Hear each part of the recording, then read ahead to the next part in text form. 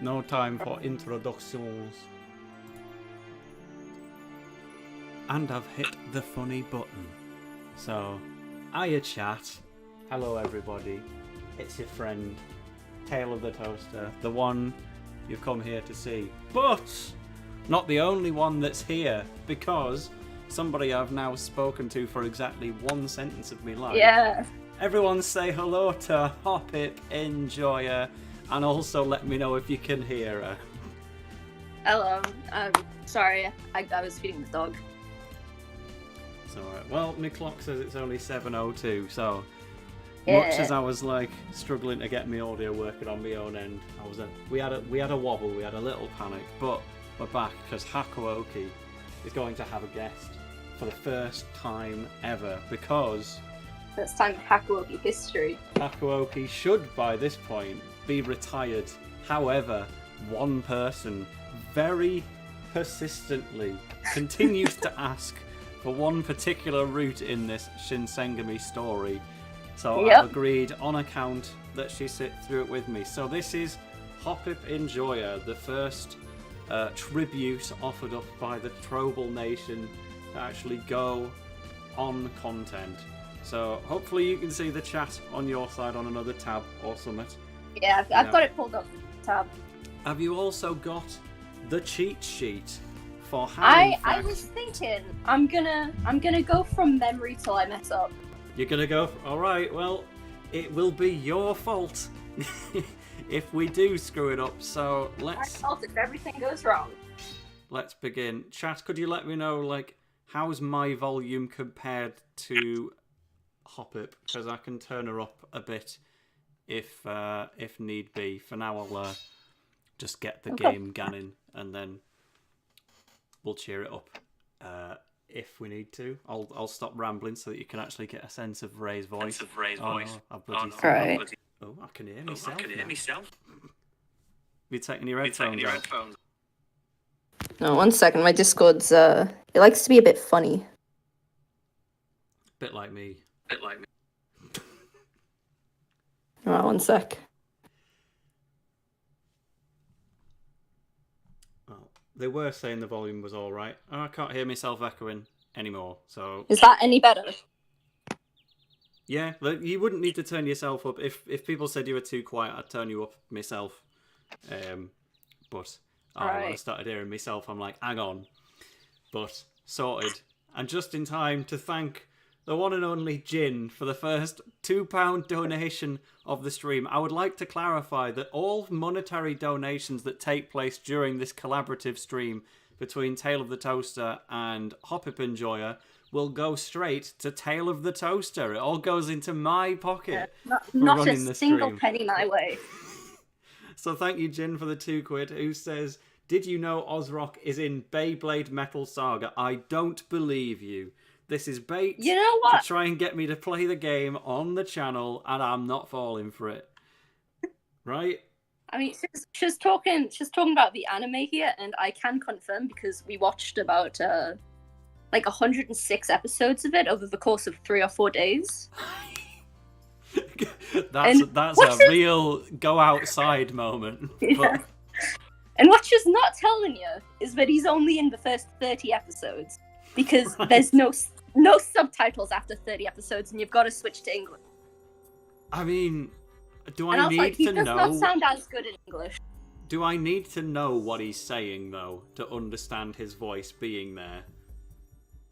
If you think You know about what? it, Probably not. it is still Kazama's voice. I've got my first option for you, but I don't think it matters at this stage anyway. But whenever, oh yeah, I probably need to screen share to you so that you can see options a little quicker than you would do on the actual stream. So I'll try and keep it low frame rate so I don't kill my internet. But you should be able to see the Hakuoki options on.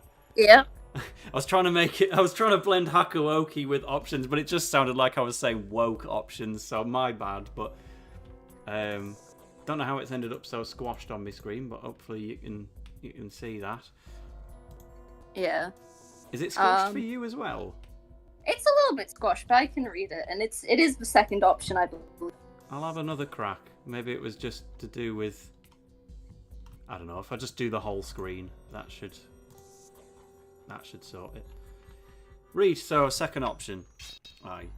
If you've not seen a Hakuoki stream before, I'm not going to bother giving context yet because we are not even at the point yet where anything matters.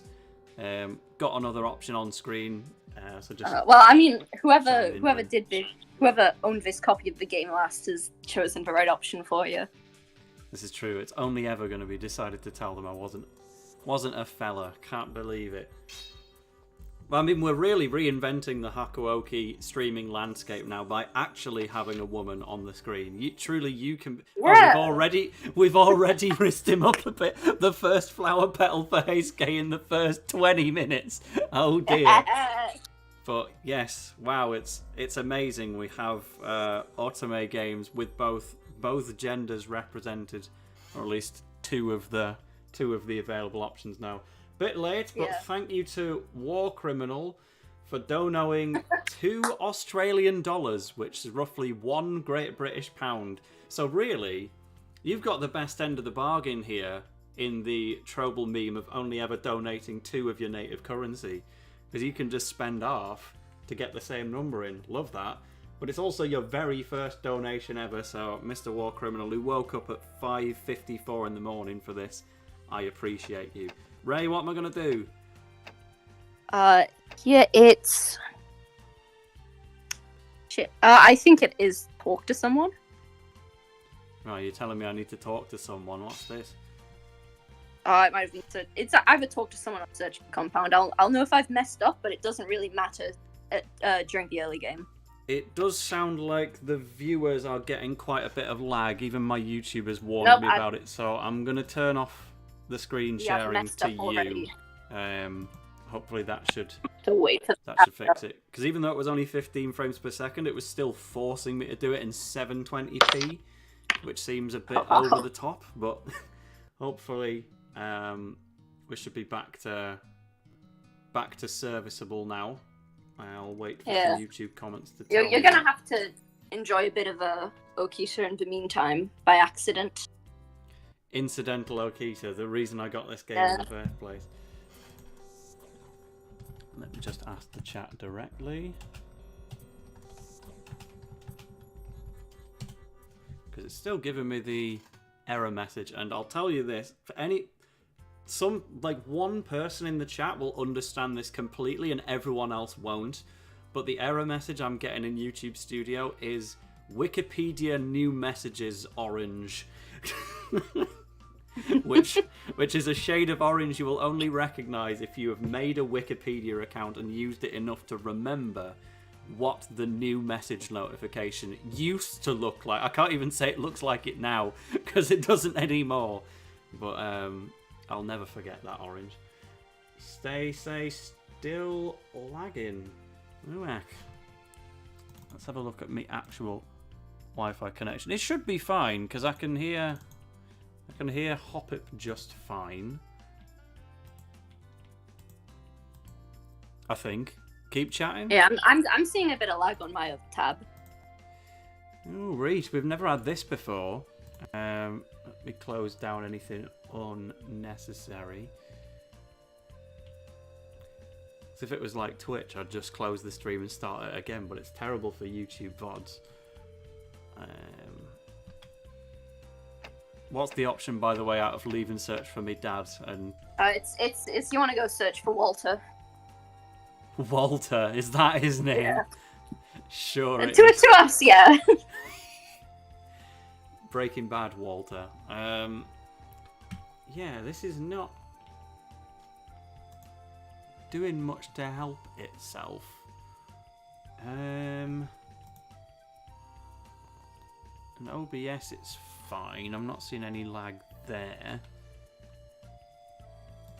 I haven't done streams very much, you know. It's hard out here. If it carries on any longer, we'll do a fresh restart, I think. I mean, it's looking fine on my end right now. Patched itself up, do you reckon? Maybe a bit. Let me watch. See, I get a preview as well on the YouTube Studio, but it's like 30 seconds behind. I think it's...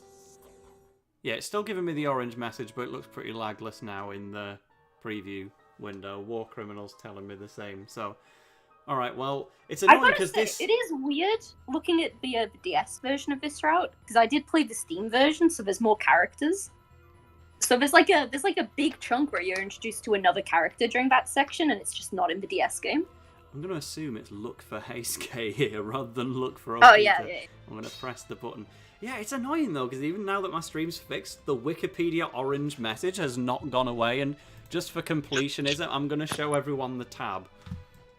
Just for anyone who's ever edited Wikipedia, is this not the new message banner? This is like... It's the same colour and the same layout. Hold on. Can I find this? I'm sure I'll see in like 30 seconds when I catch up on the stream. I love that. Oh, actually, you know what? It's a fairly different shade. I've kind of lied here. It's my dark mode messing with me. But this is such an iconic image for anyone who ever edits wikis. Because this was, like, this was the moment when you're ever editing a wiki, the one thing you want is social contact with other human beings. So when you see that obnoxiously orange banner telling you that somebody's actually tried to speak with you, it's like, hiya chat, world bending. It's your friend, Tale of the Toaster. Meanwhile, I can hear the very start of the stream again now. Is that coming off of your phone? Not the only one that's here, because somebody I've now spoken to for exactly one sentence of me life. Yeah. Everyone say hello to... Oh, no, I tabbed into a different... That was my fault. Oopsie doodles. Alright, so... I've clicked on Look for Heisuke.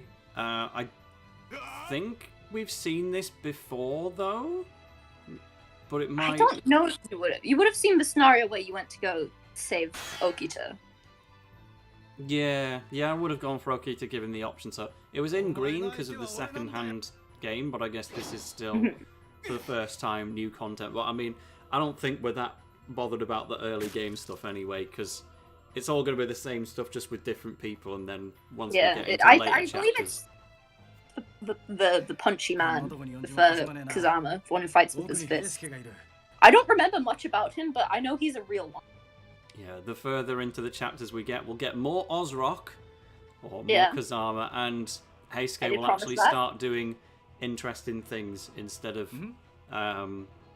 just looking like a gremlin trying to get into your good books.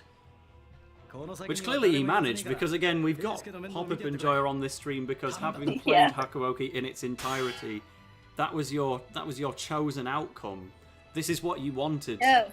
And I'm really curious as to how, because poor old Heisuke did not stick with me whatsoever during any of my runs, and he has no connections to Inazuma 11 whatsoever, so he's terrible for clickbait as well. What do you mean? He's got the same voice actor as Jude. Surely that's a connection. The same voice actor as Jude? I'd completely forgot that. Okay, well that'll do. Maybe I need to start putting Jude in all the thumbnails then. But yeah, we've slashed his face open nice and early. Get a certain Twitter user to click on. I think I saw this picture while I was trying to make a thumbnail for the Heisuke route, and I was like, yeah, that's like a chapter 6 image. No, it's actually like, it's happening now. This guy doesn't even know who we are, and he's already... He can't catch a break, to be honest. Bakana! Imagine you get your face cut open by a sword, and your reaction is, Bakana! Oh, no, that's not a sword. That's pure fist. That's pure punching power right there. Heisuke says bro fist. I see.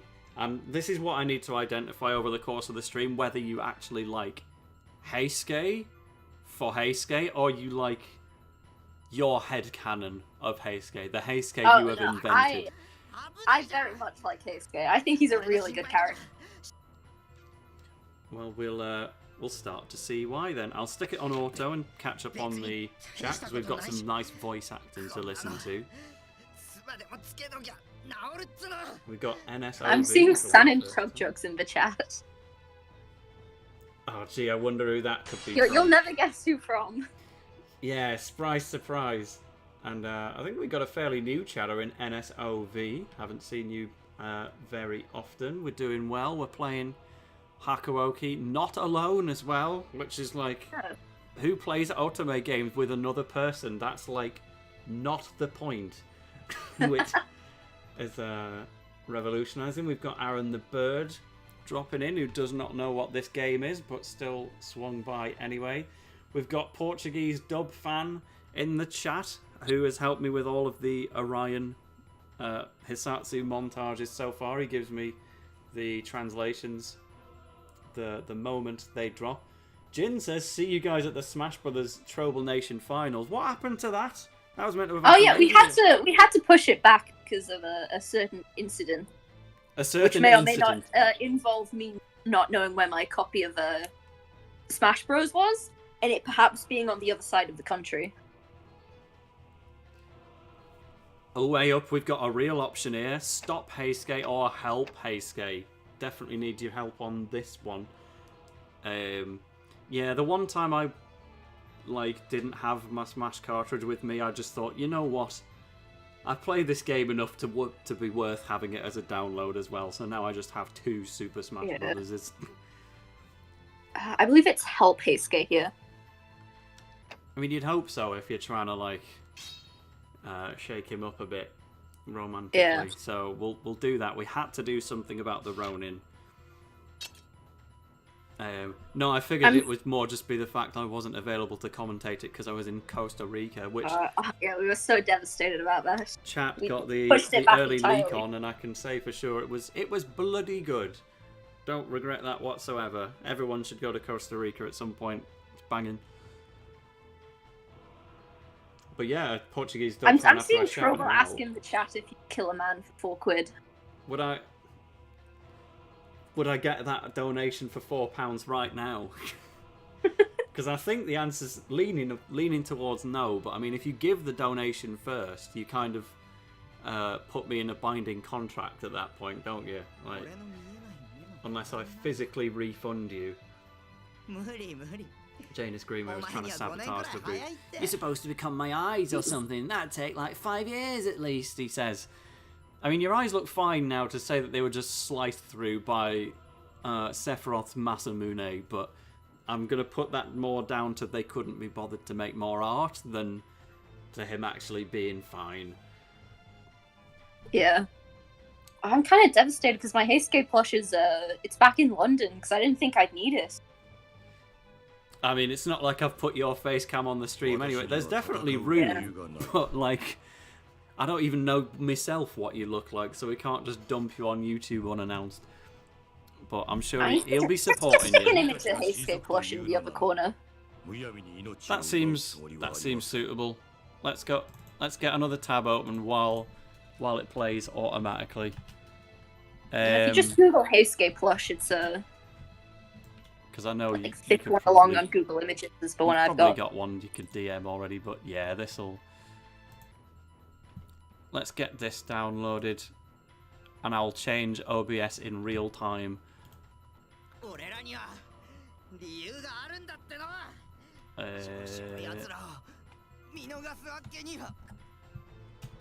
Heisuke. I'll do the OBS on the other window because that'll probably mess with the audio a bit. Image. Oh, I forgot I had the. I just clicked up. What's this image already preloaded on my OBS? And yeah, it's my like Ares style background that I needed to do for the Victory Road reactions because level 5 are all like, oh no, you can't live react to the trailer unless it's got a border around it. So I will always comply. Nearly found him.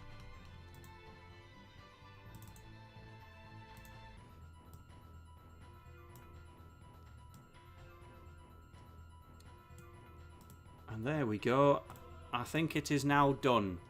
Chat, let me know how the Heisuke quote-unquote layout looks like. I'll let you know in 30 seconds. On the rest of the chat, because, yeah, Portuguese dub fan was telling me that the Spain match in Orion starts airing tomorrow. So we're going to learn a whole host of important dub names there, like, I think Twin Lancer should be in it, all the variations of Diamond Ray will be involved. What else happens in the Spain match? Quite a lot, all things considered. We get the bubbles. I don't know which ones will be in episode 1 and which ones will be in episode 2, etc. But predictions, Hopip, what are they going to call the bubbles in the English dub? Well, you see, this is where I reveal that I'm not that far into Ryan. Oh, yeah. So I've been watching it in person with Jin during holidays, so we'll be finishing that off over Christmas. Yeah, you'll be able to get back to that probably like this weekend-ish, right? Well, not this weekend because it is the weekend, but look, I don't pretend to know everyone's term dates. It's been a while since my uni days. Yeah. But yeah, no, I mean, let us know how that gans, because Orion, funny season. Funny season? Strong mix of good and bad.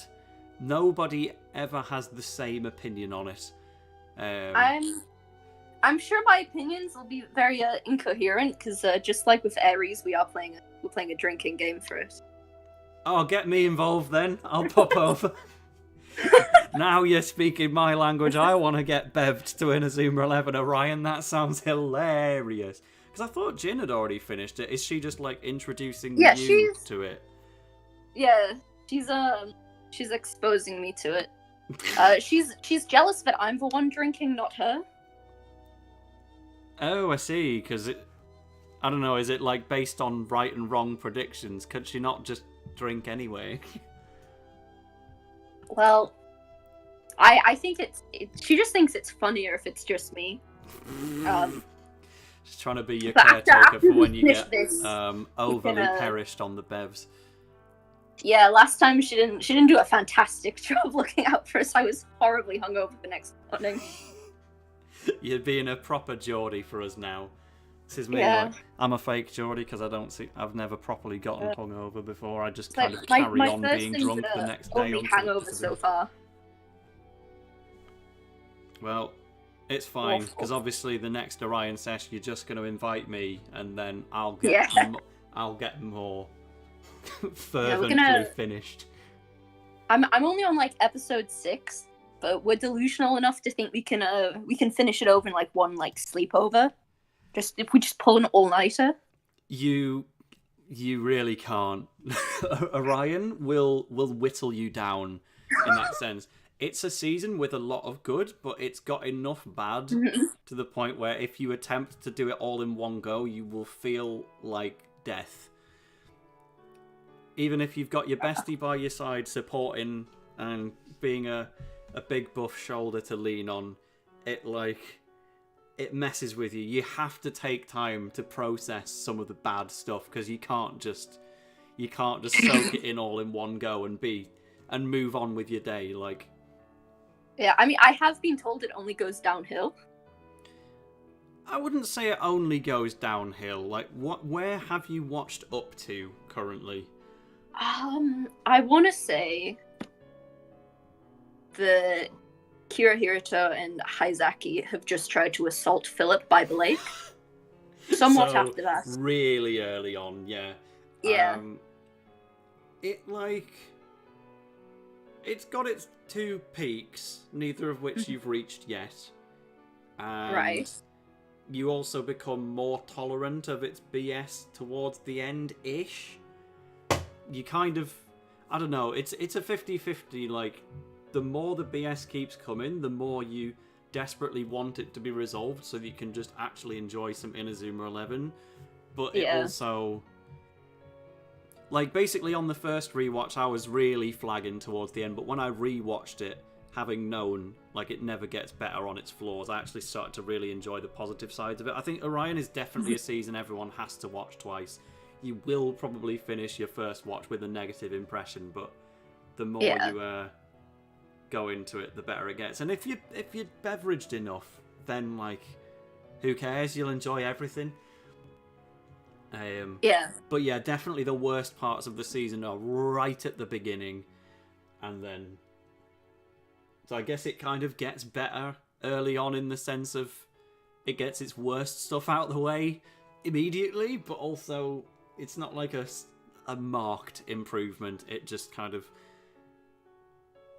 continues the weak start instead of introducing the bad start. Alright, let's catch up on chat again. What have we missed with what I am Heisuke? looking forward to is I believe Norika comes back. Yeah, that's a thing, but you won't see it Yeah. for a while. She was my favorite Aries character. I kind of felt like she was the only like Inazuma Aries player who had any like real development. I rate if that that, makes honestly. sense. Like her backstory with her mum was really sweet, and I think a lot of the moves in Aries were quite like bullshit and undeserved. Like they just got a mid match. Yes, but, like, that was Uzumaki Aries' the Hand- favourite thing to do. Favorite thing to do. Uzumaki the Hand, we like saw her training for it, and the fact that it was like the same tire training that Endo did for God Hand makes a lot of sense as to why they're similar moves, which I did quite like. I'm very pleased to hear that, because she's one of those characters who gets an unnecessary amount of hate in the fandom. Maybe hate's not the right word, but it's like, you've all met those Inazuma 11 fans, and maybe there's some in chat if I'm going to subtweet, but I would generally say everyone who turns up to a Hakuoki stream is a much more accustomed chap to our fandoms. But I think the main weakness you often see in the Inazuma community is people who only really care about characters based on how good they are and how strong they're portrayed to be. The nickname for them is Power Scalies. Like, that's not the general nickname, that's just my nickname that I was passing around with fans, because it's based on, obviously, power scaling in the game, which is an important thing for me to know as a Let's Player. But, like, if people purely pick their favourite characters based on how good they are at football and not so much the character themselves or the design, it always comes across a bit weak. But I think Norika is like the biggest victim of that, because she's a goalkeeper. You can't have a season where somebody never scores on your team. She will have to let in a lot of goals, and if you want a match to have Ryman score like 4 or 5 cool goals instead of just 1, then by necessity Norika's going to have to let some in. We've got Janus Greenway in chat saying Sandra was garbage. Right, you're being a power scaly right now. Get him out of here. I'm accusing you right now of being a power scaly, because it's just necessary for the show to have a goalkeeper let goals in, but people take it really personally with her, and I think I try to put it in perspective of Inazuma at large, because like, you've got Mark Evans first, who people just forgive, because even though he has to let a lot of goals in, you see what he does to improve from it, and then he also is in the end one of the best goalkeepers in the universe, and he has his nigh unstoppable moments, which obviously Sandra doesn't have, but she doesn't need to have that. She's on a brand new team. She doesn't need Mark Evans level unstoppability. And then you've got Go, where there's always an excuse, because you had Sam, who's meant to be beatable because he gets replaced, and then JP, he sucks, but people have way bigger issues with JP than the fact he's a bad goalkeeper. He's also a bad character, so he just kind of gets the hate deservedly. And then you've got Terry, who starts bad because he is bad. He's never played football, and then he does improve. So kind of all 4 of those goalkeepers can escape the criticism a bit. And then you've got Sandra, who... that was, I don't know, because she's a reboot character and she has to let some goals in while not being insanely overpowered, people just really give us loads of flack for it. And obviously she's got loads of people who love her as well, but I think the haters are a lot more vocal than the fans. And yeah, it's annoying because she doesn't deserve it.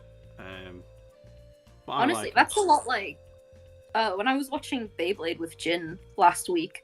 Like, my favorite character from season 2, like, so season 2 is like the it's Worlds, right? And he honestly loses more matches than he wins, and it was so upsetting because the writers kept giving him all the matches that the team like needed to lose for plot reasons, and it hurt me so much.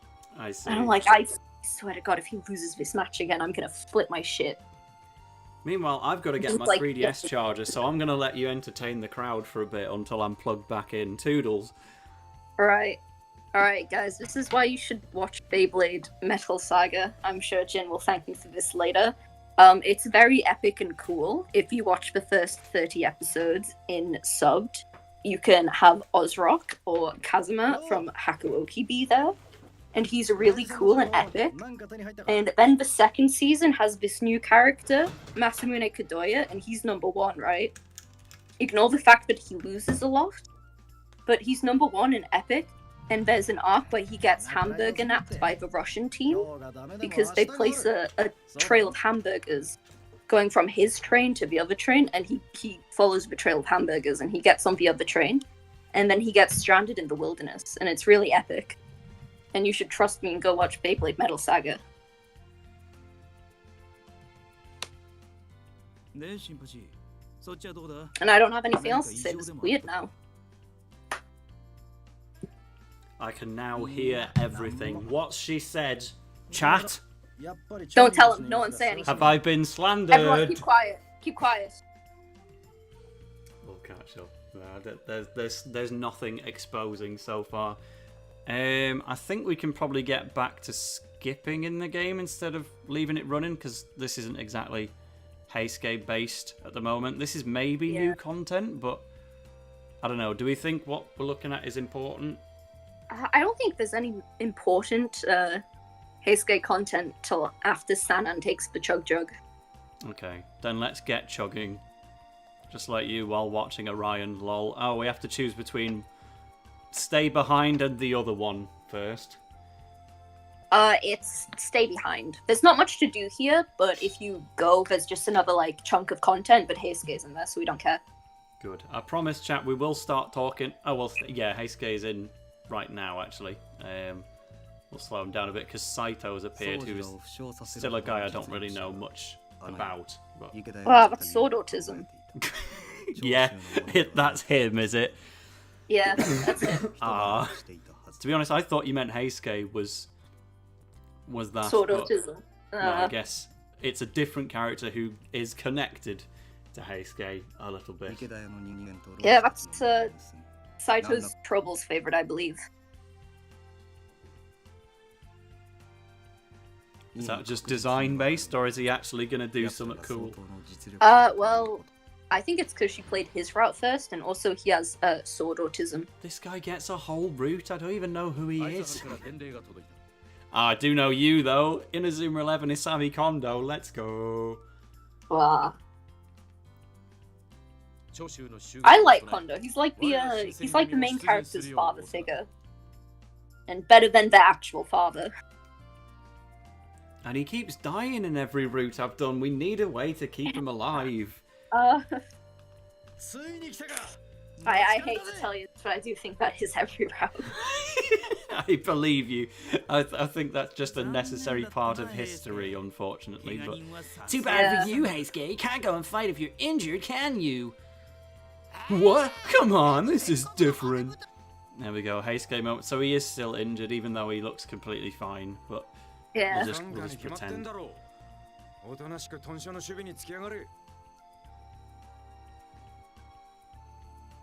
Trouble just says, there was a moment when I was playing. I don't remember whose route it was. It might have been Okita's when I was just doing all the routes for completion's sake. I don't know what caused it, but for some reason, in just one text box, the quotation marks were replaced with at signs. Huh? That sounds really like a fan weird. Translation moment. There's one chapter in Go Galaxy, the translation that we made. It's Sanan. There's only within certain I'm sure parts Sanan of won't be up to chapter anything 1, bad. there's a gap between all the apostrophes and the next letter. Because I think we used a different kind of apostrophe that the game just couldn't tolerate. But too late now, so oh well. Oh well. Keep an eye on Heisuke and Soji. I don't want them moping around like pouty children. Iconic quote, Kondo. Love that for you. But yeah, it's with, I guess, to close off Orion, Norika is in it. I like her in it as well. But Orion, my favourite thing about it, I would say, is the goalkeepers anyway. I'll have to do a proper review of it at some point, because I didn't want to do episode by episode reviews like I did for Aries, because that series took a lot of time and a lot of money as well in paying editors, because it was too much work for me to do by myself. And that was just 26 episodes, so doing it for like 45, and when a lot of them suck, it's like, you know what, never mind.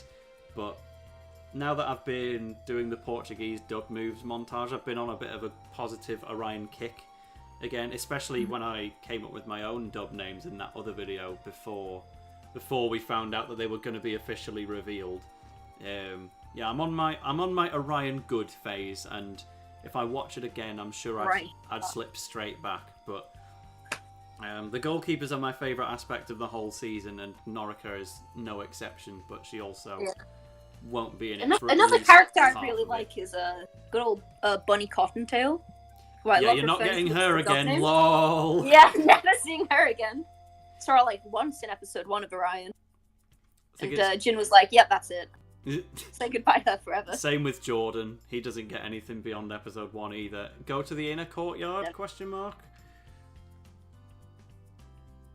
I'm assuming the one that's green is going to be the Heisuke option. Yeah, it's go to the common room. Oh, so the former owner of this cartridge has not seen this option before. Interesting. Are you still doing this off memory for real? Oh no, I had to check for that one. Okay, I was about to say that's a hell, because I didn't even tell you what the other option was. So if you knew that off by heart, I'm like, this is the biggest Heisuke fan in the world, no questions asked. It's still mind-boggling to me that you did actually finish the game, and you weren't the only one to do it either.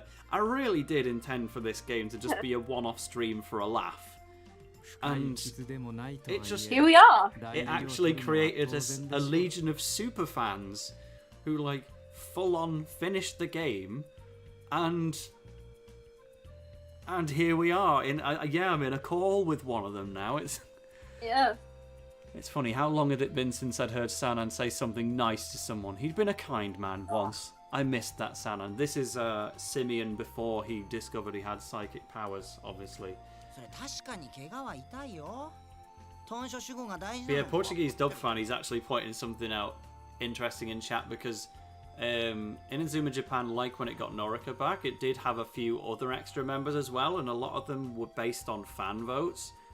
Hino used to do this Inazuma Walker stream every so often to just interact with the fans. And there was a level of fan input in deciding who else to bring back for Inazuma Japan. And Bunny was one of the options, and I think she did pretty well. Not well enough to actually get on, but... That's devastating. I mean, to be fair, that team already has, like, more than 20 people on it. What's a few more? Yeah. It's like... Positive way of wording it is she was like probably within 5 spaces of getting on the team, but downside is she was behind David Samford in priority. So it's like, oh. And I'll be honest, I do not need David Samford on Inazuma Japan again. So Bunny's gonna have to bite the bullet on that one, sadly. Honestly, I did think that. I do feel like that team does have an insane amount of people on it already. Like, 3 goalkeepers? What's the need for 3 goalkeepers? So imagine when they get Norica as well, lol. Yeah. But that's... I'm obviously not going to go into too much detail, because I'm like, oh, she's definitely only going to get to play, like, 1 match.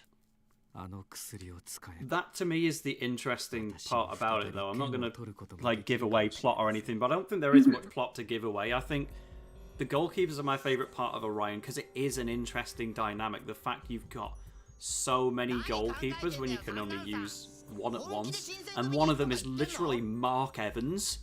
It's like, how would the series find a way to make... for assault at the moment, but I do know he comes back. Ah, true. Yeah, Mark Evans was arrested in Orion. That did happen. Yeah, I've been told Jude and Axel don't come back. Sort of. Oh, well, at least don't rejoin the team. But I know we see them again. Yeah, so the way they balance the excess of goalkeepers to me is really interesting. Well, both the way that they manage to balance the goalkeepers and the way that they don't. Like, both sides of the coin. Either way makes for an interesting watch, and that's kind of what I like about it. Hello in chat, Nosaka1160, that seems like a new name. Look, the icon. Is that some proper Inazuma-style pixel art? I mean, I'm looking at a very tiny version. Shinpachi Nagakura, who's that? We'll see in a bit. Oh, he's the... Okay, I remember who Shinpachi is. He's funny because he's like one of the main group in this game, but I don't think he has a route in this game. Interesting. This art's making Okita look proper evil. He doesn't deserve this. Yeah, we do have Ted Brower in chat saying to you, what's the need for 3 goalkeepers? National teams would like to have a word with you. And yeah, it's true, like every real World Cup team does have like 4 goalkeepers, of which they'll only use 1 for the entire tournament. Yeah. But that's like a real aspect of football.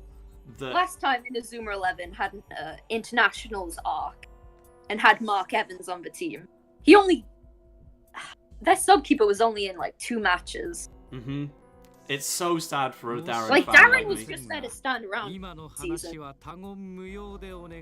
one of the matches he was used in was because, well, Mark wasn't there. Physically had no other choice. Yeah, he also plays in midfield in the Qatar match, I think, but like everyone forgets that because he did nothing anyway.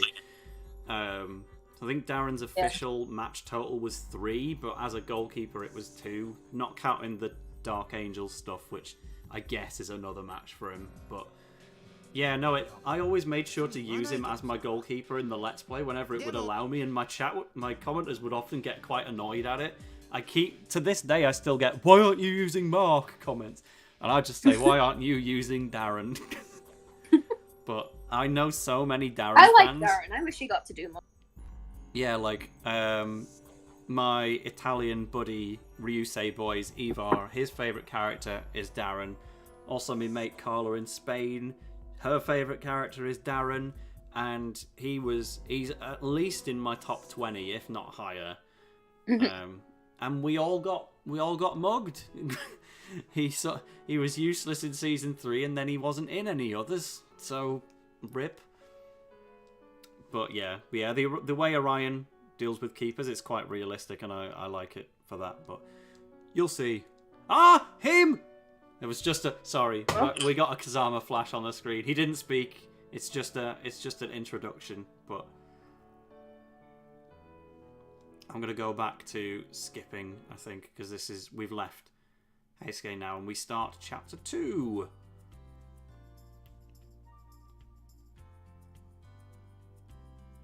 But yeah, so tell the chat about some other Inazuma character opinions of yours.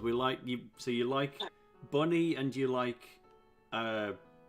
Norika, yeah. What about anything prior to Aries? Prior to Aries. Okay, I think from the OG, I really like Jude a lot. I got the goods look. Wow, I got the goods look. I can say that because Carbon isn't in the chat. They would be fuming. We've got investigate or return to my room. Let me check. Yeah, investigate. Because this is where Sanin has his iconic frog jug moment. Okay, we've also got investigate the Yagi house or the Maikawa house. Yeah, this one's investigate. They're both investigate now. I'm on another question. Yagi or Maikawa? Yagi. Yagi. Chagi. Yagi. Chug. Jug. But yeah, no, Jude is a surprisingly normal pick for you. I'll be real. I was expecting more off the walls choice. Cool. If I'm being real, my watch order's a little funny because I did watch it because Jin watched as a child. And so it was like originally like she talked to us about it like quite a bit, and then we were like at a sleepover one night and it was like, oh, we put something on to like watch for like a bit before we actually go to sleep. And I was like, oh, why don't we put Inazuma 11 on, because you keep talking about it. And she's like, good idea. And then she goes to put Go on, and I'm like, wait, should I not watch the original first? And she's like, no. No, you're watching this first. Because it is interesting, your entire friend group are so Go-based rather than OG, and I'm like, how does this happen? Speaking as someone who didn't enjoy Go 1 all that much, I love Chrono Stones and Galaxy, but Go 1 is like probably bottom of my list, but I do love that I'm mates with a study group for it now. So Just gonna cut you off a second. Is it Scream or Persuade Him? I think it's Scream, right? Well, my guide's saying Persuade Him, but I'm not sure how much this matters. Guide says Persuade Him. Okay, well, we'll pick it anyway, because, again, Scream was the only green one, but, yeah, I'll pick it. But, yeah, so you started with Go. You're sounding like me with Robot Wars, actually, because to make it condensed, like, Robot Wars is, like, the only thing that you can put on a comparable level to Inazuma 11 for me, and I guess Smash Brothers. Like, that was my original hyperfixation before Inazuma even came along, but it had, like, 7 seasons of the original run. The ones that everyone watched were 3 and 4. That was like mainstream television that your parents have probably watched and not even mentioned it. But then it started to drop off because they put 5 and 6 on BBC Choice, and then Series 7 was on Channel 5, and no one cares about Channel 5. And then it disappeared for 12 years and came back for a 3-series reboot in 2016. So... Idiot Tale of the Toaster over here starts with Series 7, so I learn everyone who has ever, like, a reputable name in one go. All of the classic underdog stories of the 6 seasons prior mean nothing because I already know who's established, and then I get to watch that one season, and then it gets cancelled, and I have to go through the entire hiatus of 12 years just slowly working my way back, knowing everything that happened, especially thriving only off the back of DVDs. Because the internet wasn't even a thing at this point. This was like, it got cancelled in 2004. So I was spending that hiatus internetless trying to learn more about the show. Well, the internet existed, but it wasn't like on YouTube, for instance. So I had to... The only source I really had was the official DVDs, which were like compilations of all the champions on their route to victory. So all I could watch was my tapes of the final series before it died, and DVDs of like one particular robot winning a series along with all of its other appearances. So you just had to like join the dots. You know, if you see someone's 5th appearance, 5th fight on the Champions DVD, then that means, you know, they made it to round 5. And I just know that without watching any of the prior context of how they got there. It's like my viewing experience was so scuffed, but at least Inazuma I got to do it in order. So you started with Go 1, what next? Yeah, so Go 1, Chrono Stones, then all 3 of the OG trilogy. So then you sacked off Galaxy, and then, right? Yeah, Jin was like, yeah, don't worry about Galaxy, you don't need it. He's chugged so much chug. Oh, I don't think I've seen this art of it before, unless it's just been that long. I can't see what's happening, but is he attacking me right now? Yeah, he's like gripping me with this awful, menacing expression. Yeah, that's Sanan. Horrible, man. Yeah, so what's really funny is, I actually didn't like Jude and Go. Well, who did? He was a twat. I was like, oh, this guy's a bit of a dickhead. Look at him, he thinks he's dead smart and whatnot. And then I watched OG, and he shows up with the big, like, goofy goggles and the cape, and I'm like, oh, this guy's awesome, never mind. I also hate the green goggles in Go, so that would have put me off straight away. But... I liked him by the end of Go On, but, like, I really started to like him with OG. It's funny, because I think my favourite portrayal of Jude is probably Orion. It'll be interesting to see what your thoughts are on Orion Jude, but you're coming at it from the perspective of a Jude fan, so you'll probably be disappointed, whereas I was coming from the perspective of, I like his Season 3 arc, but mainly for the other characters in it. I've never actually been that big of a Jude guy, until Orion made me love him for that particular season, but yeah, we'll see. If I'm being real, I thought he was a bit of a twat in Ares and Orion. Like, he was just like, I expected this, I predicted this outcome, I'm so smart. And I'm like, shut up. Like you're smart, that was his whole thing. Yeah, but for Ares, true, to the degree I he's believe like, it. I saw this coming from 2 matches away. Oh, yeah. Shut up, no, you didn't. No, Ares, you're right, I'm not lumping in Ares with why I like Jude. I like him in the random Outer Code episode he got with his butler, but you know, the start of Orion is there to establish how smart he is, like they always do. But then they don't just stick with that for his entire thing. Like, Right. we actually have to see. I have liked what I've seen of him in Orion, mainly because he told them to assault Philip, and that was proper Bosch. That was in fact Bosch. Thank you, Wan Lee.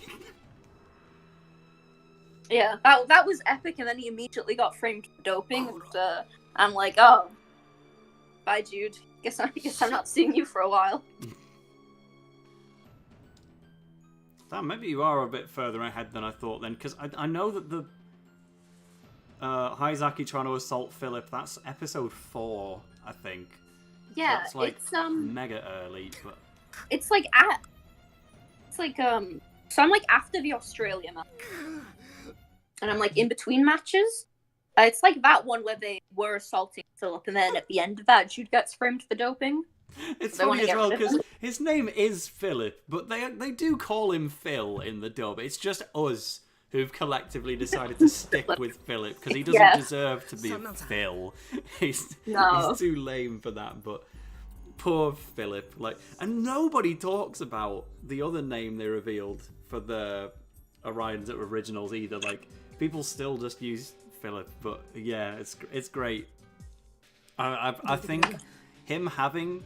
Like, I had my first reaction to the fact they really called him Philip Starr, but the more I think about it, I didn't like the character anyway. So it's great that he's got a rubbish name. War Criminal says, my dad is Phil, sad face. Me too. My dad was a Phil as well, just with 2 L's instead of 1, so yours is probably spelled more like Philip Starr. But it's like, the more you think about it, yeah, I don't want Ichihoshi to have a cool name. Like, I want a meme on this guy while calling him Phil. It's funny.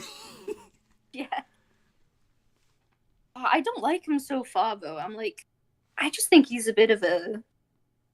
I don't even know what it is. I just really don't like him, and I'm afraid he's gonna get like a bullshit redemption arc with some like tragic, generic backstory that's not gonna be very well written. No, this is fascinating. You clearly really don't know that much about the plot of Orion, and I will Yeah. do my absolute best not to taint that, because Okay. I love people's raw opinions to Orion, because they are not always good, but they're not always bad. So, it's fascinating. Oh, here we got Leafar Blade in the chat as well, another fellow Portuguese fan. So he's just reinforcing, yeah, they always call him Phil, but it's like, yeah, whether it's you call him Phil to make him sound lame, or you say Philip to sound like a stuck-up mum who's punishing her child for stepping out of line. Like, either way, they both work. Chizuru's just finding out that her dad had something to do with Sanan's Chug Jug. We knew about that, so I'll get back to skipping. But yeah, so you're a Jude Stanny. How about anybody else? I like Caleb a lot, and I've got to really hold back from calling him Caleb Greggs. You can call him what you want. Like, He's Caleb Greggs to me. I wonder there's where a long you're story from. of how we got to Caleb Greggs. Where it was like, I started really liking him during season 3, where it was just like funny every time, like how shocked he was that he was on the bench again. Mm-hmm. And then him being absolutely flabbergasted when he actually got to play, and I thought that was really funny. And that made me like him a lot. I also think he was just a bit funny in general. Caleb is an easy top 10 for me. I love that guy. Yeah.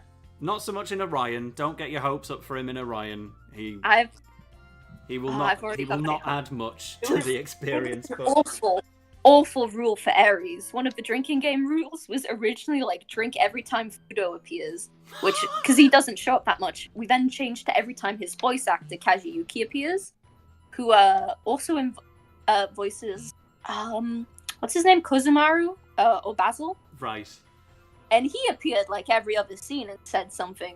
So that was a lot of drinks down. Yeah. That was probably that the rule main would have to be contributor. abandoned. Because I wouldn't say that Caleb doesn't appear much in Orion. I'd say he appears quite a lot, all things considered. It's just the amount of not times gonna he's do both much, is he? appearing and doing something.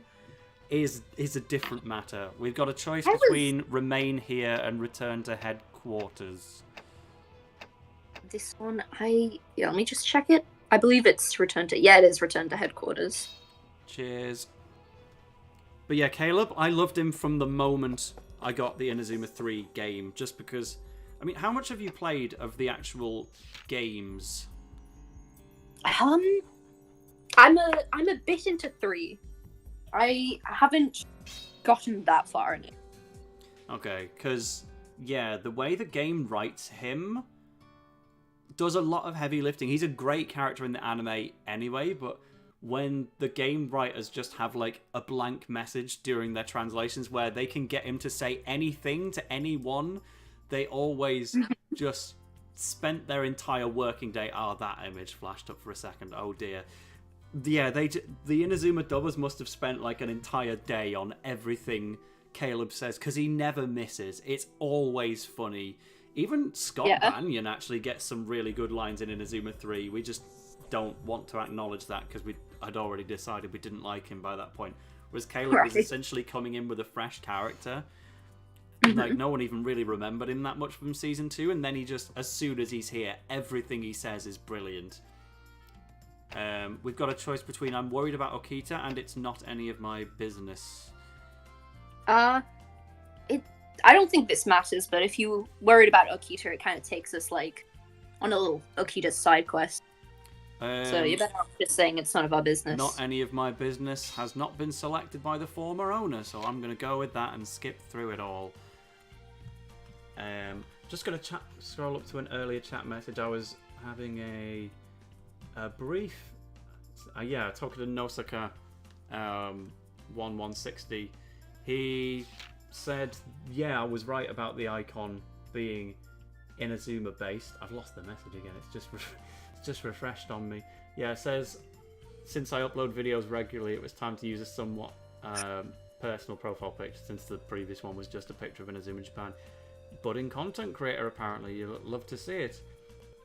Hopefully you're still around. It's pretty funny that Jin is nowhere to be seen, considering the amount of times you've referenced her. Oh, I'm trying to hit the skip button, but it's not working because it won't let you skip dialogue that you've not read before, I guess. So, oops, I guess I just have to mash through it instead. But yeah, Soz, go ahead. Yeah, she's not here because she had plans with some of her uni buddies before she comes back up. So she could only be here for the first part. Oh, hello. Who do you think has appeared? Oh. I see him now. Hello. Hello, Ozrock. Have you even watched Galaxy at this point then? You must Yeah, have I've seen Galaxy. So you did Go, then Go to, then 1, 2, and 3, and then Galaxy, and then Ares, I guess. Yes. And now Orion is next. I think Nosako 1160 was also asking for your thoughts on the rest of Inakuni Ryman earlier, but we will have to first listen to the somber tones of... Funny,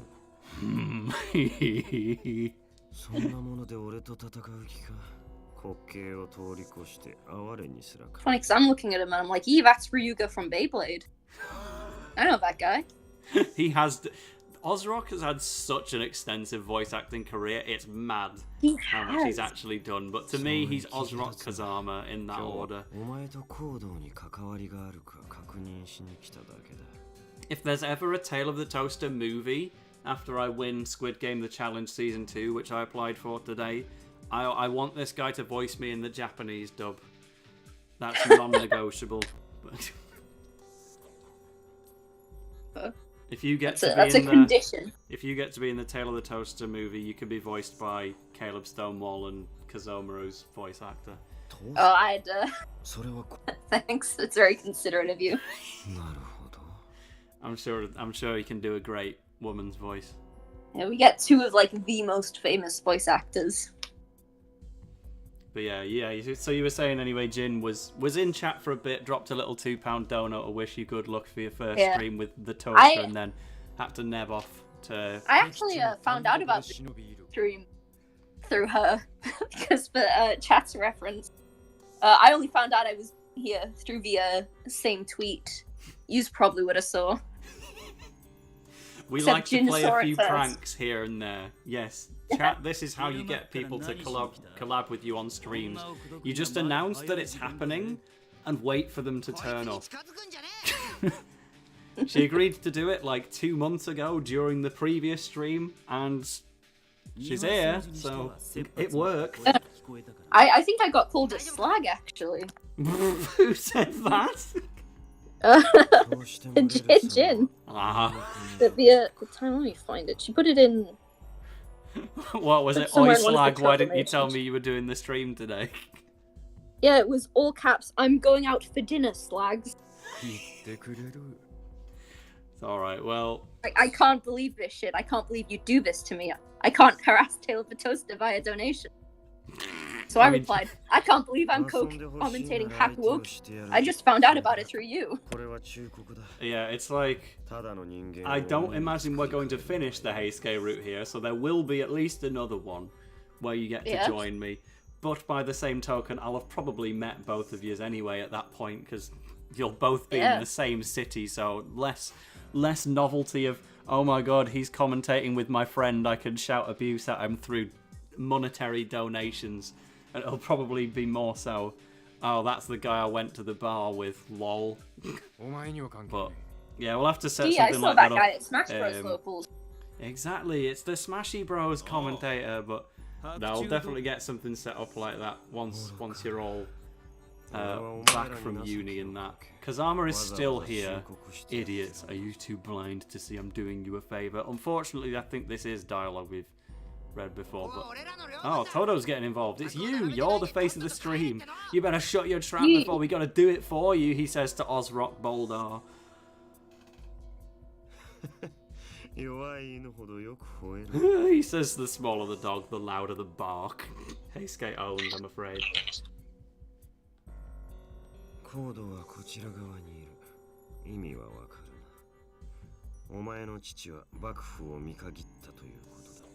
Oh, there's a killer delivery. Love that for me.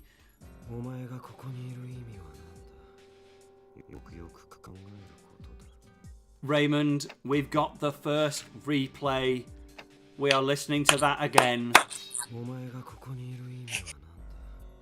The audio is going up. I didn't even know what he said yet. I'm about far behind. Do not worry about it. It doesn't matter what he's saying. It sounded nice. We've got a choice as well. I don't think it matters because it's not directly tied to Heisuke, but we've got a fresh choice. This has never been done before in this save file. We can choose the demons, their interest in me, or my father. The question being, the inside of my head was a swirling mass of questions and doubts, but the one thing that concerned me the most was the demons, their interest in me, or my father. So I don't think it actually matters. But yeah, this one doesn't really matter, but you should go my father because it's got an extra piece of Heisuke dialogue. Okay. Understood. Did my father really betray the Shogun? Sorry, you should be reading Chizuru's lines. I just can't send them to you. I can't even see her lines, to be fair.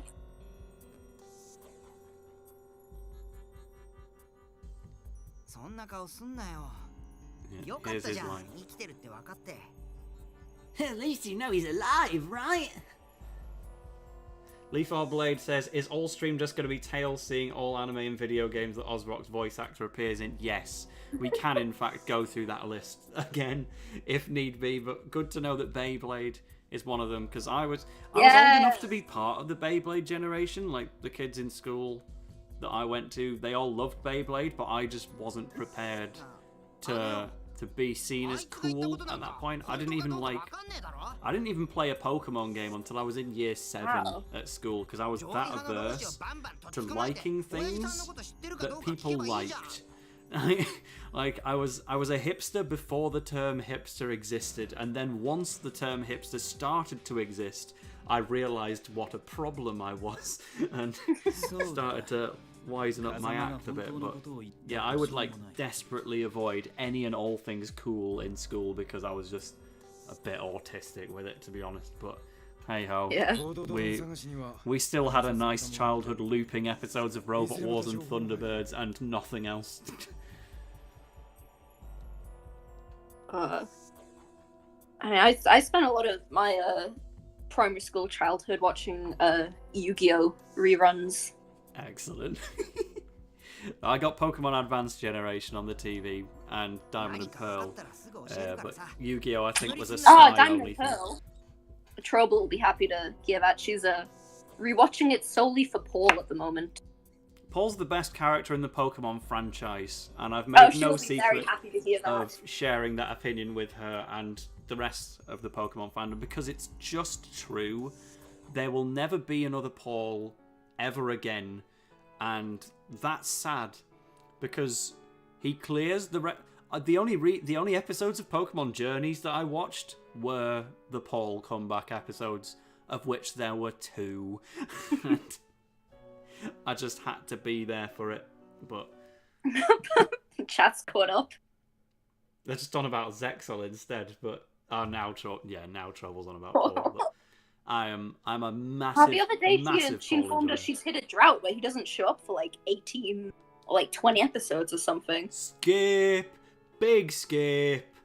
We do not need that. The Diamond and Pearl had like the best core story of any season of Pokemon, but it also had some of the worst filler because it was good enough in its main story to make the filler episodes hurt more.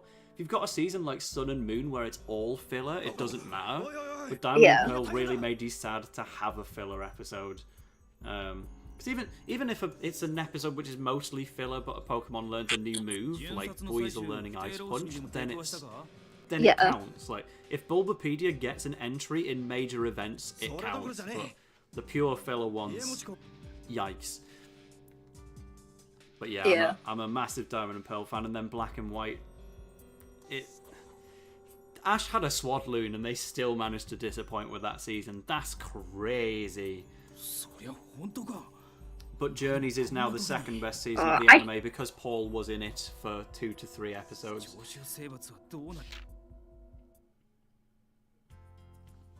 And immediately my chat is coming in to say X and YZ is peak, and I'm clearly just the wrong age because I hear a lot of people praise X and Y, but my housemates downstairs, they say X and Y was their favourite season as well, and they're even older than I am. So that's like, I don't know if that's a rogue exception or if X and Y genuinely are just that good. I'm definitely an exception because the main Pokemon season I watched growing up was Black and White, and I quite enjoy it actually.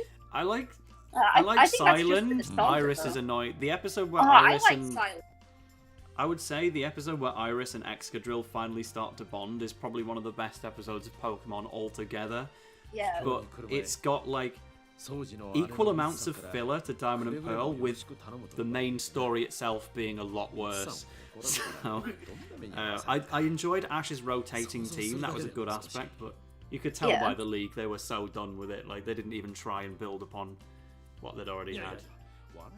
I think something that was funny about the Black and White anime is like the anime rival is just he's just straight up a racist. Like he makes fun of Ash from being from Kanto, which is obviously like, you know, Pokemon World's Japan, and he makes fun of it from like it being like a backwards country, and he like calls it the boonies. Meanwhile, he's from Unova, which is America. Yo, great Ace Attorney moment. Daigyakutan Saiban. Yeah. But yeah, I know X and Y had like a peak league, but I just preferred the Sinnoh League because it brought back Ash's old Pokemon. That meant because I watched Diamond and Pearl, and then I watched not so much Advanced Generation, but Battle Frontier. And like, so my Pokemon order is really weird. Like, I played Pearl the game, and then I played Emerald, but I played Emerald a lot more. And then with the anime, I watched most of Diamond and Pearl first, but still in spurts, and then a lot of Battle Frontier around about the same time, and I definitely grew up in school around people who were playing Generation 3. I just wasn't actually playing it myself until after Diamond and Pearl had dropped, so I'm like born and raised a Gen 3er, even though I started with Gen 4, but like, say my favourite character in the Pokemon anime, other than Paul, was May, like, just the Hoenn sidekick, and I cared about Dawn significantly less, for instance. And whenever Ash brought back his Hoenn Pokemon in the Sinnoh League, I called peak. That was what I was there for. Sceptile beating Darkrai? Huh? Sorry, excuse me. But yeah, spoilers for Trouble's rewatch, I guess. But I just like the Sceptile and Darkrai thing because a big Mystery Dungeon fan. Specifically, well, I say Explorers of Sky, but it's time that I play. Notice board all the Furies, and yes, Explorers of Sky is the best Pokemon game ever made. The Furies. Oh, the Furies, right, yeah. We will do that. God, I'm such an Explorers of Sky fan, oh my word, get the remake made already. But, yeah, with the best anime discussion, I also think... So I always used to ignore everyone who said Season 1's the best, because I didn't grow up with it at all. And I just thought, they're just saying that because it's the first, and it was the most popular, and it was there in their childhood, it'll be nostalgia bait. I did eventually, when I was like 20-ish, sit down and watch a load of Season 1, and I just kind of came to the realization, oh wait, this is the best. It's like unironically funny, which is I think the main thing that later seasons of Pokemon fail at. Like, I love watching Gen 3 for its Gen 3-ness. I love watching Sinnoh because it's got Paul's storytelling. The League is peak. But aside from maybe Sun and Moon, the Pokemon anime doesn't do a very good job of being funny. It will have its comedy plots sometimes, but they're not like laugh out loud funny. It's just like, oh, that's cute. Season 1 in Kanto actually makes me laugh, and I didn't expect that. I thought it was just going to be overrated because it was the start, but no, you really see the difference of 4Kids versus the TPCE. Like, yeah. I thought people were kidding, but no, like, 4Kids are actually better at this, and I'll still say that I prefer Diamond and Pearl because it's the one I started with and it's got Paul, but like, if people say that Season 1 of Pokemon is the best, they are correct. I'm not going to deny it, but everyone can still ram home in the chat that they think it's X and Y because Ash Greninja busted or whatever. We've got worried about the guard or worried about the soldiers? Does it matter? We are worried about... Yeah, the guard or the soldiers. I know what happened here now, yeah. So do you know what's happening in the plot now? No, catch me up. So, God, what's his name? The guy we've recruited. Basically, he's found out about Sanan and the Chug Jug shite. Yeah. And he's leaving. He doesn't want us to offer our help anymore. And in exchange for him leaving and sort of not saying about the Chug Jug and what the Shinsengami's doing, we're allowing him to take any soldiers who want to go with him, with the guard. And the main two soldiers who are going with him is Heisuke and Sword Autism. And we want to talk to the guard. Oh, well, we're worried about the guard, which is Heisuke and Saito leaving.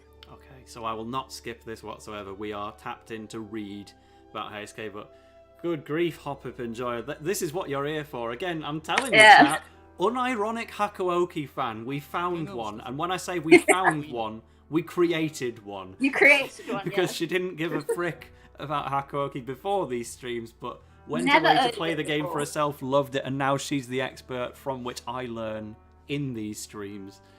Which is very fun. Yeah.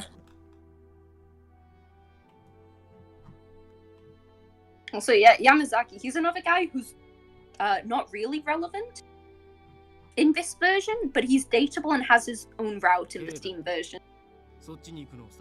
If you're not on a 3DS, I'm not interested, unless it's Sakamoto, for whom I would be very interested, but That's a Oh shame. yeah. He's got his own route. Like there's no way to even see him in this version. Like he just dies in every route off screen. So sad. How did they think that was acceptable in a Shinsengumi game? You have to see Sakamoto, man. There's no way around it. He's so important. Ah, shoot. Looks like you found us. Uh-oh. Oh, did you want to be left alone? I can go. Sorry, I should be Jade Green voicing this again. Even though she's not after Okita in this route, so it's not Jade Green. It's probably more of a sky blue. But no, of course not. I wanted to talk to you too. God, I would get you to do the. You know what? Fine. Well, I'll risk the lag for a little bit.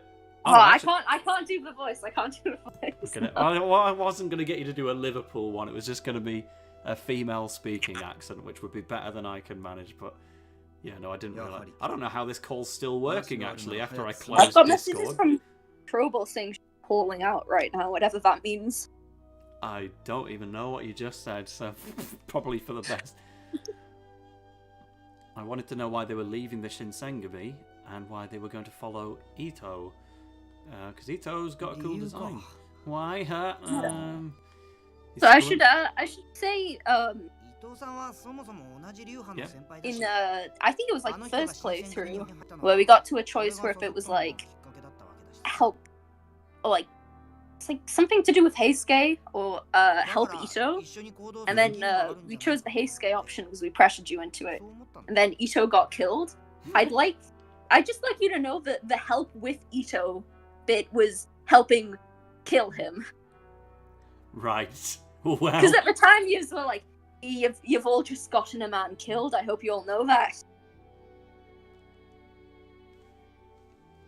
Well, we won't dwell on it any further, shall we? Tail the Toaster can make some rough plays under peer pressure. I take it the peer pressure there was not... That was before you'd beaten the game, right? Or was it after? I believe so, yeah. So you wouldn't have even known. Oh, bye, Hinari. I don't know how long ago that was sent, but poor old Hinari is based in Malaysia, so the time zones must be unbelievable right now for fans outside there. We got Small Toaster rolling in as well to say hello. Small Toaster's here. Wow. They've been chatting shite about you on Twitter in the meantime. Certainly have, but it's funny. We just let him build his platform a bit, get cocky and confident about it. Oh, I can do pixel redraws that look good, and I did that one redub of the Resistance National Seed at one point that was actually kind of good. So the more we egg him up, and you guys keep lying to him about him being the better toaster, he'll eventually get like overconfident and essentially destroy his own favor in the end. Which basically means to say that to keep my reputation as the better toaster, I don't have to do anything. I just have to wait for him to truly believe he's the best for long enough that he screws up. Oh, welcome to the chat, by cruel. the way, Small Toaster.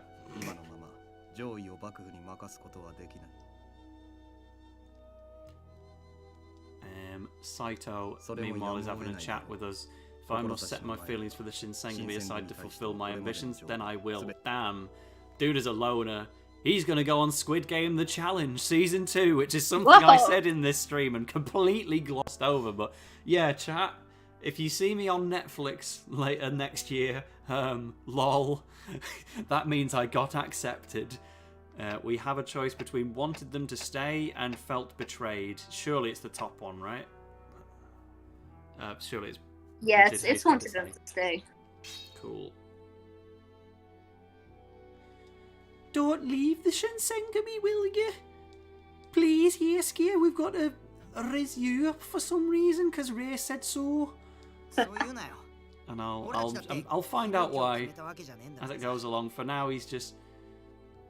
It's a bit weird, him clinging to Saito, because it's so clearly like a Barton Millhouse type situation, where the nerdy-looking dweeb is hanging out with the cool guy to boost his own rep, and it just doesn't work. That's my current analysis of Heisuke. But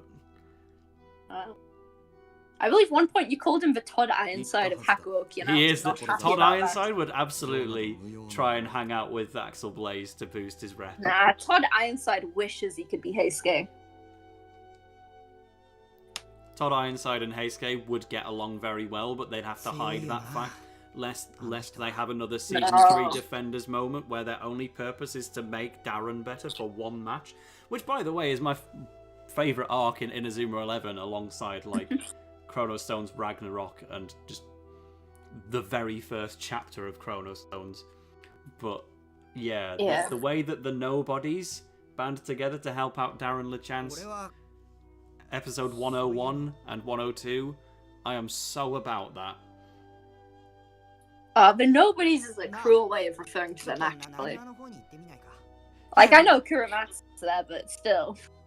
It's him and Jack and Scott Banyan, so the only one in there who gets to do anything in matches is Jack. And then they also have to deliberately bring on Hurley to help out, who is, like, shown within those training sequences to be much better help than Todd and Scott Banyan are. Like, I know he's got more shooting power, but he's still a defender at the end of the day. The three of them can't help Darren, so they have to get Hurley to make it possible, and it further rams home how kind of useless Scott Banyan and Todd are in this situation. And sure enough, Todd eventually gets kicked off the team, while Scott Banyan just never gets to do anything again. But, like, Hurley himself is not even... Yeah, he's doing striker training, and he's not even a striker.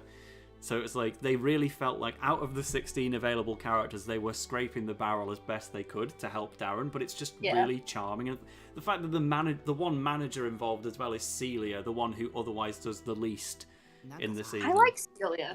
I think she's my favourite manager. I agree. Like, I think she's my favourite as well, but probably as a result of being in that Darren arc. Like, I'm not an Inazuma shipping guy whatsoever, really, but whenever people bring up Celia and Darren, I do say fair enough. Like, yeah, I do think that's one quite that sweet. I get. But, this is the image from the thumbnail. We are talking to Heisuke from above. Not wrong and trustworthy were two very different things. Was he really worth leaving the Shinsengumi to follow? And the line before that was... I don't think he's wrong, at least. So he's basically... He's having doubts about leaving the Shinsengumi to follow Bart Simpson. Yeah, but he's not completely down for, like, following Ito, but he's leaving because he doesn't know if he can fight for what the Shinsengumi stand for anymore, and sort of what they're doing with the worship license Shinsengumi are the guys in the wrong. As we keep reminding chat during stream, we are the bad guys here. I am a villain, and Ozrock is the good guy, sort of. In a bit of a roundabout way, yeah. It's annoying. I wish he was just in direct opposition to the Shinsengumi, but he doesn't give a fuck what the Shinsengumi's doing. He just wants to shag the main character, and that's like... Yeah, I can't say that exactly makes you a hero. You're just trying to continue the demon blood race. But he's got the voice of an angel, so... That's fine.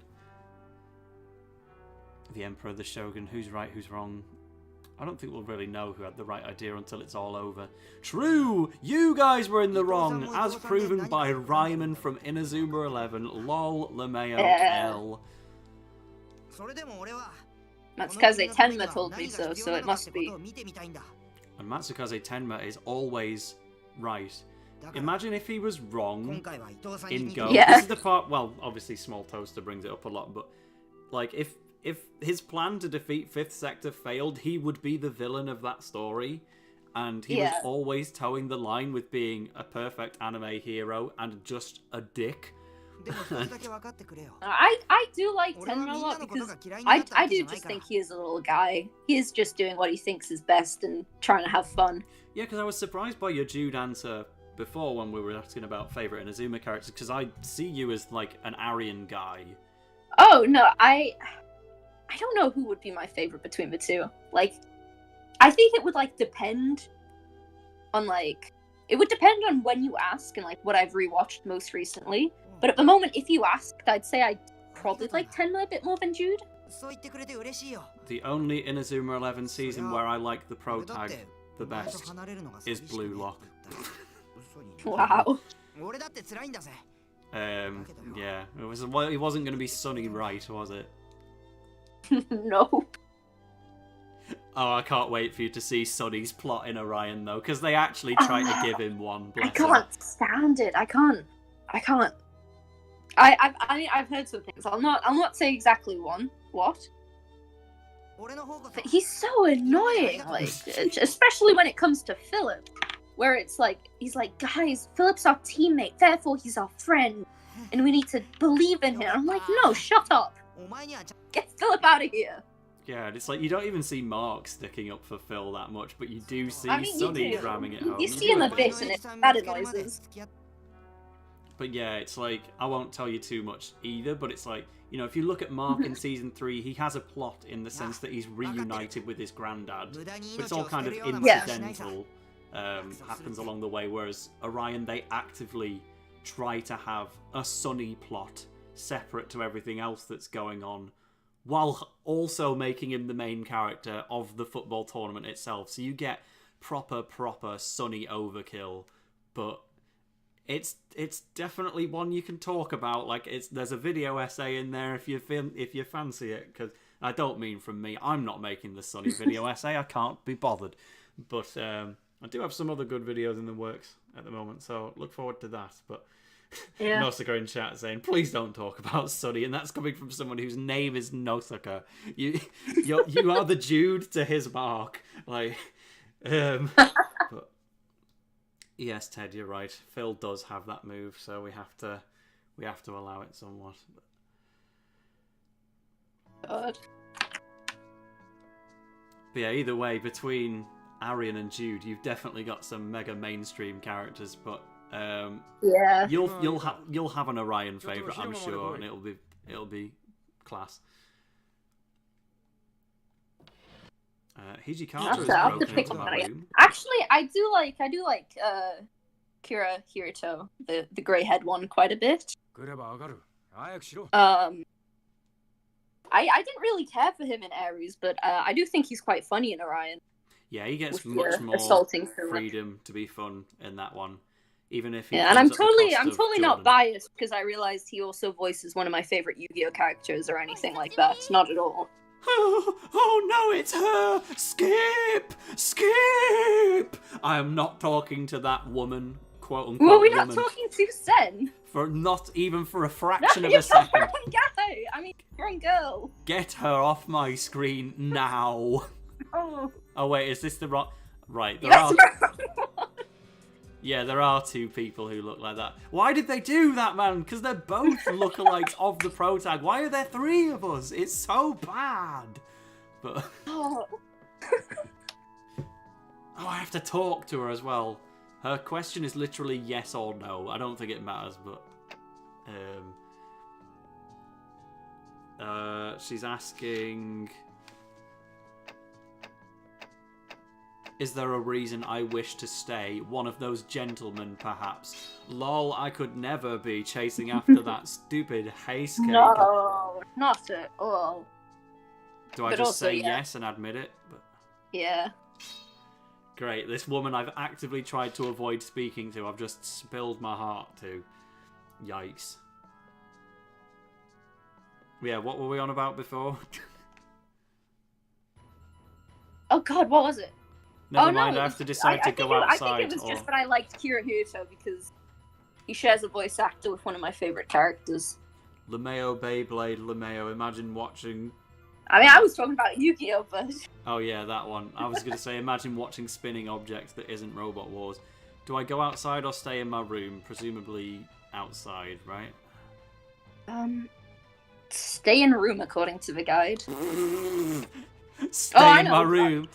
Heisuke prefers an indoor girl kind of vibe. Lol, well I'll stay put then. Oh, and we've been interrupted by that Kingdom Hearts Axel looking guy. Never mind, it doesn't actually look anything like Axel from Kingdom Hearts. But trying to think what you're talking about without seeing them. So I'll tell you. Oh, okay, I see. I can't have been that far off then. Shark Yu-Gi-Oh mentioned by Trouble, so I guess that's the same voice then. We've got Stay Quiet versus Scream. Ooh. We are screaming today. Ah! Do you like my scream? I liked it before Discord cut it off. Ah, I see. It was a Lucian Dark style scream. Yeah. I'm Horrid Henry! Ah! I think the Lucian voice I did in the Go Let's Plays is one of the fan favourites as far as the tail voices are concerned, but it's so unhinged without the prior context of it's an exaggerated Horrid Henry voice, because they do have the same voice actor. Yeah. Like, me doing Lucian is me doing Horrid Henry, but more over the top. But like, it's one of those impressions that couldn't even exist if I didn't specifically need to make a bad Horrid Henry impression. Like, I never would have learned to do a ladies Liverpool voice if not for Jade Green, and I would not have learned how to make a stupid Horrid Henry style voice if not for Lucian Dark. Todo is attacking the guy from Ikeda. We got a debt to settle. Oh, I'm so scared. Look at my skinny shoulders. Slay, man. And then Axel from Kingdom Hearts is just so much taller. Oh. Hey, you know, you've got a sword. Oh, it was him that gave him the scar. You wanna know how I got these scars? Well, Todo remembers it was Axel from Kingdom Hearts. Oh yes, I remember. I'm glad to see you're doing all right, is his response. He's such a real one. Go on then, get him, Todd. You can do it, I believe.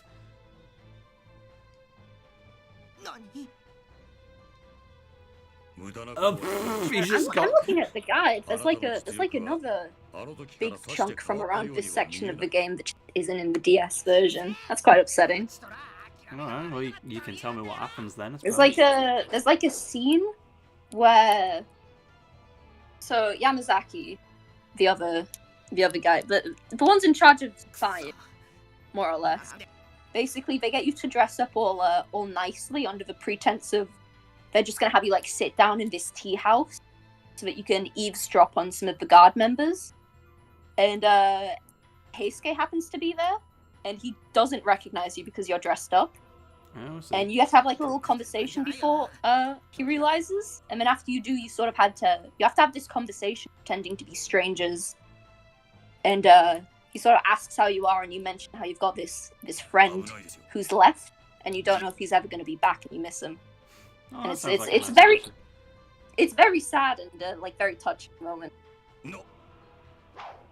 Because Hakuoki, the type of story where instead of making a brand new tale to tell, they just consistently patch the one they've already got and add more to it and add more routes, and it must be the most. Have you seen that tweet of the Switch patch notes for the Harry Potter game? No, but go on. Right, I have to find it then. I'll stick the game on auto for a second, because it will totally explain itself if I put it in like the Hakuoki context. To be fair, Hakuoki is like Resident Evil 4 of Otome games, where they just put it on every console. Okay, I've found the tweet. Let's squeeze this on. So, it's a quote retweet that just says, "Please click on the image." And you can tell the original is patch notes for Hogwarts Legacy on the Switch. You do click on the image. I didn't even know Hogwarts Legacy came out on the Switch.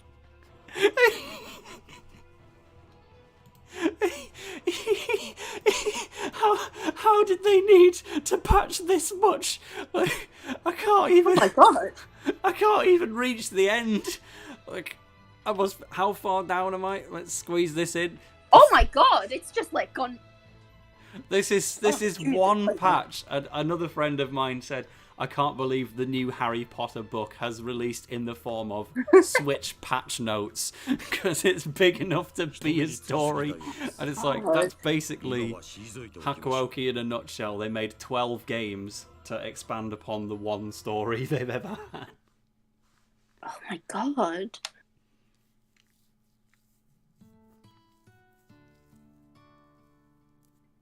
Oh my god, wow. Meanwhile, Heisuke has saved me Yeah, glad you're okay. while I was reading Hogwarts patch notes. He saved my life, I guess. Oops. But his eyes are... Damn it, I didn't pay him back for Ikeda. I barely touched him. He's really good. I was frustrated, but there was a strange sort of respect to his frustration. You were still really amazing. I mean, you saved me. Yeah, I couldn't have done it without you. If you hadn't given me that opening, honestly, I don't know how this would have turned out. Maybe I haven't been training hard enough since I left the Shinsengumi. I just felt so useless. Heisuke, how are things over there? Yeah, I thought this was the path I had to take, you know? So I left, but I just keep thinking about the time I spent with the Shinsengumi. And lately, I just don't understand what Ito's thinking. Maybe I never did.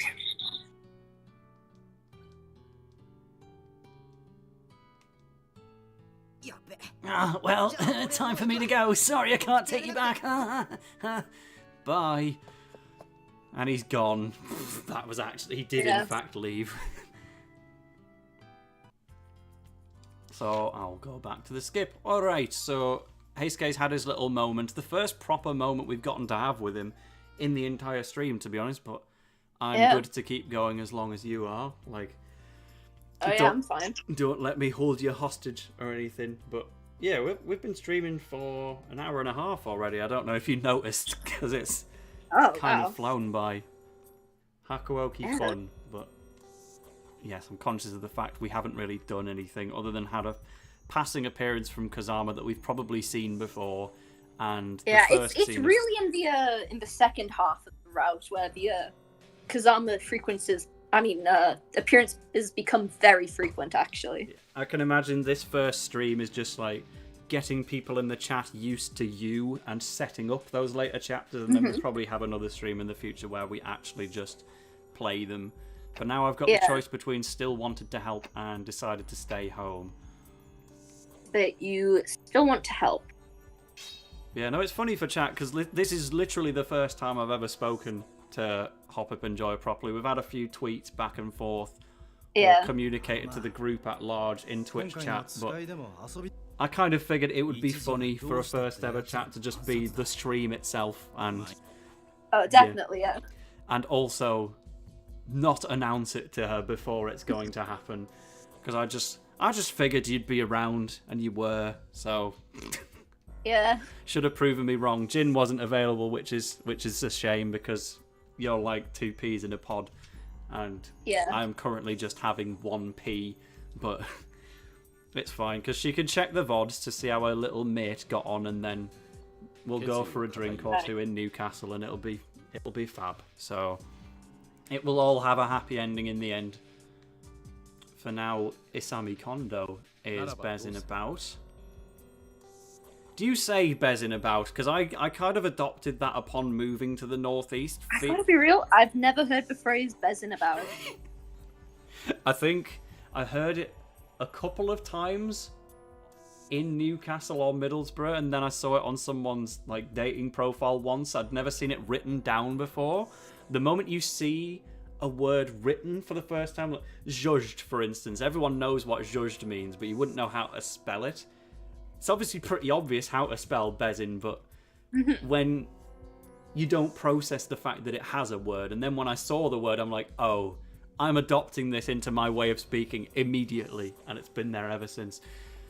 We've got help with Ito and convince Heisuke. I think this one's obvious, right? Yeah, this one is pretty obvious. Let's get the game saved again. Kyoto was a city! I just skipped the dialogue at the perfect time where the game just said Kyoto was a city and nothing else. England is my city. Oh, we dragged out Ito's corpse as bait. Is Ito dead? Oh, yeah. Huh? Oh, right, so we've killed him again. We just assassinated him. Lol, imagine.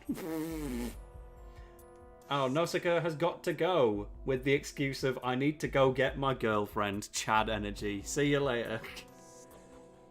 Ted Brower says, what real-life footballer would be great in Inazuma 11? How about that Hidetoshi Nakata guy? The real answer would be Antoine Griezmann from France, because he actually watches Inazuma 11. And I feel like they could adopt his long hair design really well into the game. Especially because Blue Lock went with Mbappe instead to adapt, so I feel like it's Griezmann's turn to get a character. But I don't know that much about individual players, I just know a lot about countries, which is what I enjoy the football for.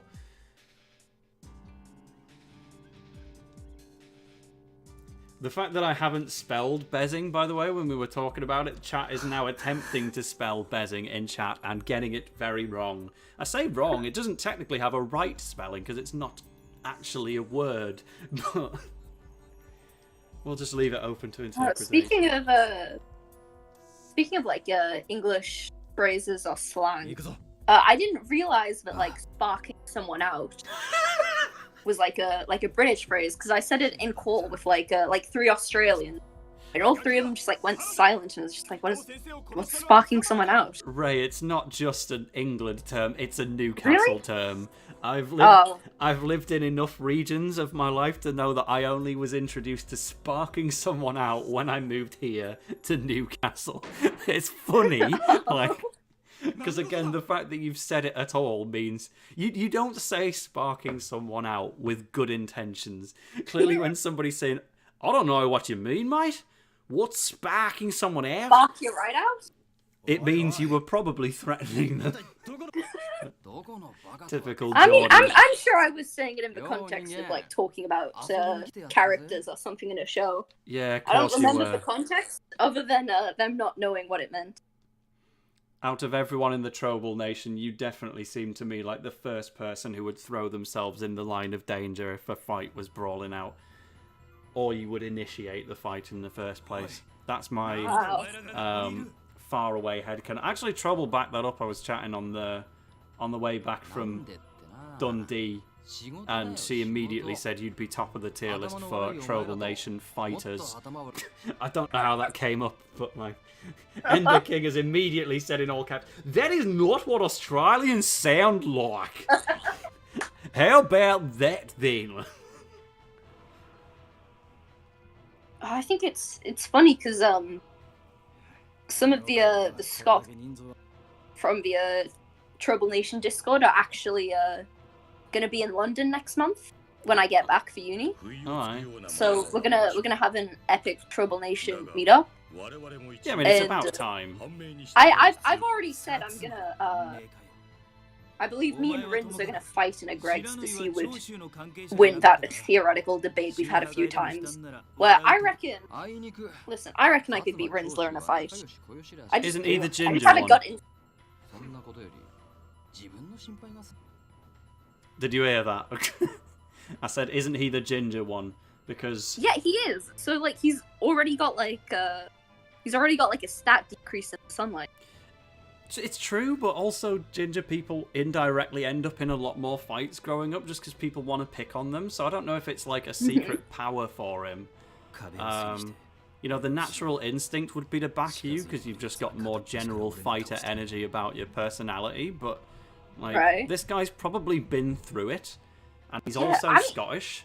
So Trouble thinks I could kill Rins in a fight. Yeah, but Trouble's also like the one who would quantitatively finish last on the fighters tier list, so I don't really know how far that opinion's gonna carry. But we'll see. I mean, we'll find out in January. Yeah, let us know if you do in fact spark him out. But you're definitely gonna need Jin and Trouble that spectate.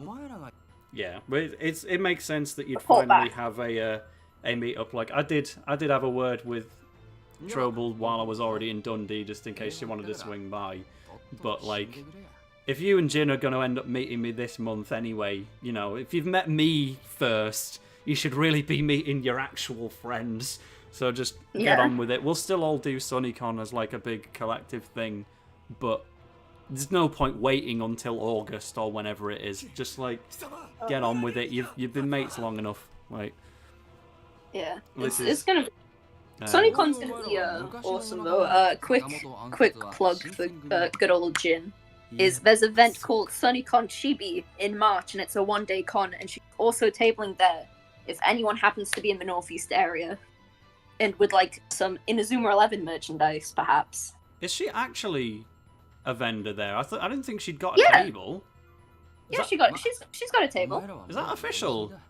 Yeah, that's why we're at SonyCon. I'm working at her booth for the weekend, actually. Oh, you're going to be staff as well? Good lord. I didn't know that part. I thought she was just kind of coming along because it was in the area and wanted to meet us and stuff. It's going to be really epic because we've like watched Beyblade and it was like me for the first time and her rewatching it. We have an epic idea, which is we're going to have like a little Beyblade arena at her booth. Oh, sick. I'll play that so much. And it's going to be, if you can beat me at Beyblade, you get a free sticker. Oh, I am so getting in line for that sticker. Because my Robot Wars instincts will kick in. I will be sick at Beyblade. But we'll just have to see. But yeah, likewise, anyone who can get to Newcastle in August, you should come to SonyCon. Because I'll be there in Inazuma 11 cosplay. It's not in August, it's in July, I think. July, yeah.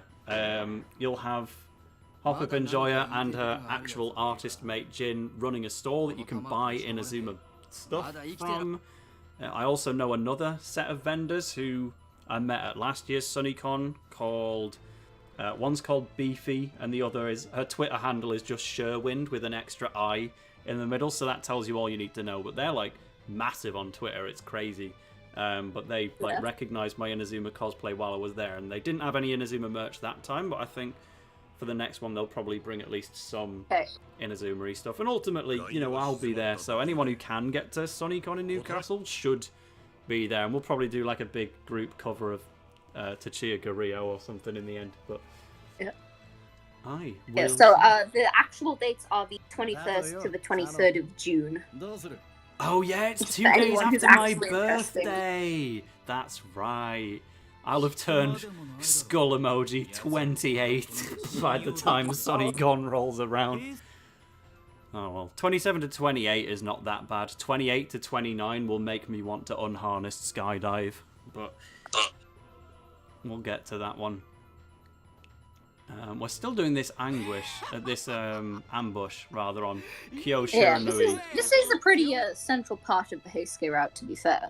Yeah, guy with even gun. though you've already played through it on the previous stream. Yeah, which is why I wasn't paying too much attention, because I definitely remember stupid guy with gun, but we will have to pick was worried about Heisuke, right? Yeah. So, on Livash. Oh, Jin's back in chat. Hello. Have you finished your little meal? Probably just a flying visit, but lovely to see you anyway. Nobody's we've just plugged your SonyCon booth. Didn't worry. We're on the job.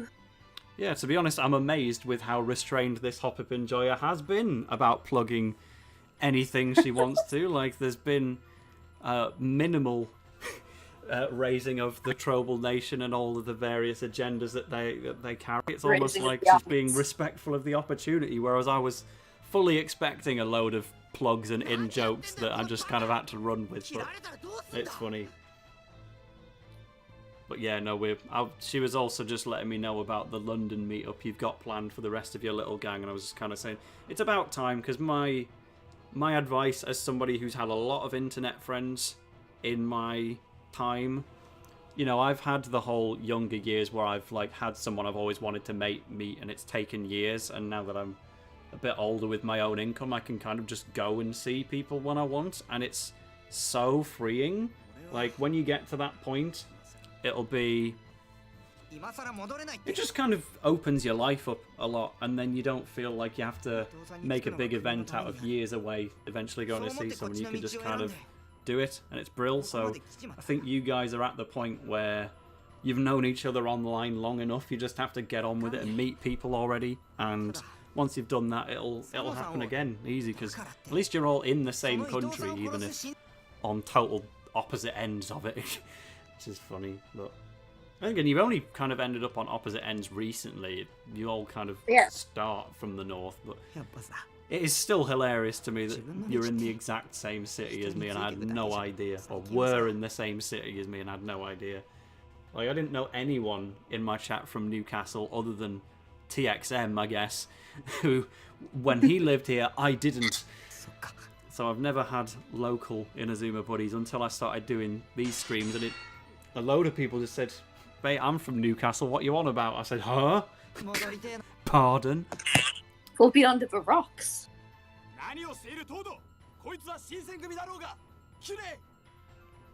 Right, so the guard is hurrying Todo along to try and get him to commit murders. So Heisuke spins, drives the hilt of his sword into the man's oh, well, he did it. Oh, and apparently that saved me again. I didn't realise I was in danger.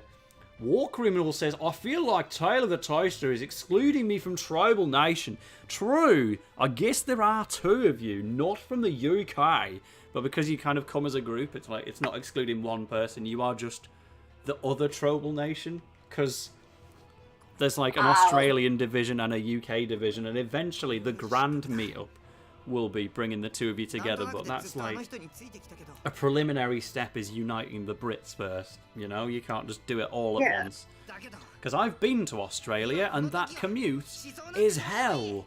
It's awful. Don't ever fly to Australia until you need to fly to Australia to meet your friends. Because, good lord, I had a lovely time there, but 22 hours on a plane, no Wi-Fi, controlled dining periods, nowhere to go without falling off a 10,000 foot drop. Bad. You know what's funny? Speaking of Australia, we've got well, War's got their own version of 100 steps of Federation naming an Inazuma character every step. So they say. Like I was told this months ago. It's almost completely edited. Except we were missing an image for a long time. Why is it edited? I didn't put a minute of editing into mine. I just merged the two videos and hit upload from my phone. I edited that video and uploaded it before I'd even got back from the walk. I just did it on the stroll home. But I mean, at least we'll actually reach the top, you know. Why is everyone saying imagine flying to Malaysia? What's the connection there? Because we had Kawaii Hinari in chat earlier. She's Malaysian, but she's not here now. Started with Thunderbolt Blitz. So are you Malaysian as well? Well, to tell you the truth, Thunderbolt, I have, sort of. I flew a little bit beyond Malaysia and landed in Singapore as part of getting to Australia. And that was the hardest bit. Like, because at least Singapore to Australia is a bit shorter, and it's funny checking the map because you've pretty much always got land underneath you. You can picture where you are in Australia even though you haven't actually made it yet.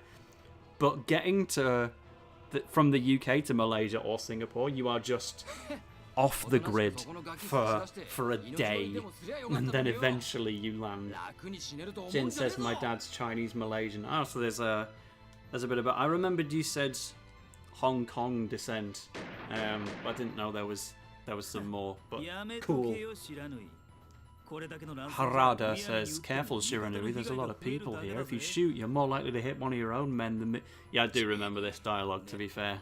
I'll just pay attention to the bits that are specifically... This guy is kind of awesome, and it's also really funny because, again, I don't think it's in this version, but there's an OST, there's like a fight OST from the Steam version that's really good. It's an absolute banger. It's called Dance of Swords. Except, like, the YouTube upload of it is a CG of that guy and Harada fighting. And neither of them are using a sword. So it's very ironic that that's the image they'd use. Lol. Janus Greenway is clamouring for attention so badly that he's called Jin mid for absolutely no reason. Well, there you go. There's your shout out. The first one since I called you a power scaly. So, fair enough. Thank you for watching, but Jin is not mid, I'm afraid. The only other thing you missed, Jin, is reaffirming the fact we're going for Bevs next week. I've decided now on stream. I already know a good place in Newcastle that if you've not been to already, you need to see it. So the three of us will have a nice little beverage, and then you can go home and watch Orion and make everything worse. No, not Orion. Spun towards Heisuke across the street. But yeah, just let us know when you're actually back from the south, lol, and can set some up easy. And then you can have like that consecutive months of meeting people. You can go from me straight into the rest of your group in London. Banging. Brilliant. Bish bash bosh, as Wan Lee would say. So, who've we killed again? Oh no, Todo! Mr. Heisuke! I have to be attached to him now, so I'm sad that he's getting hurt. Oh.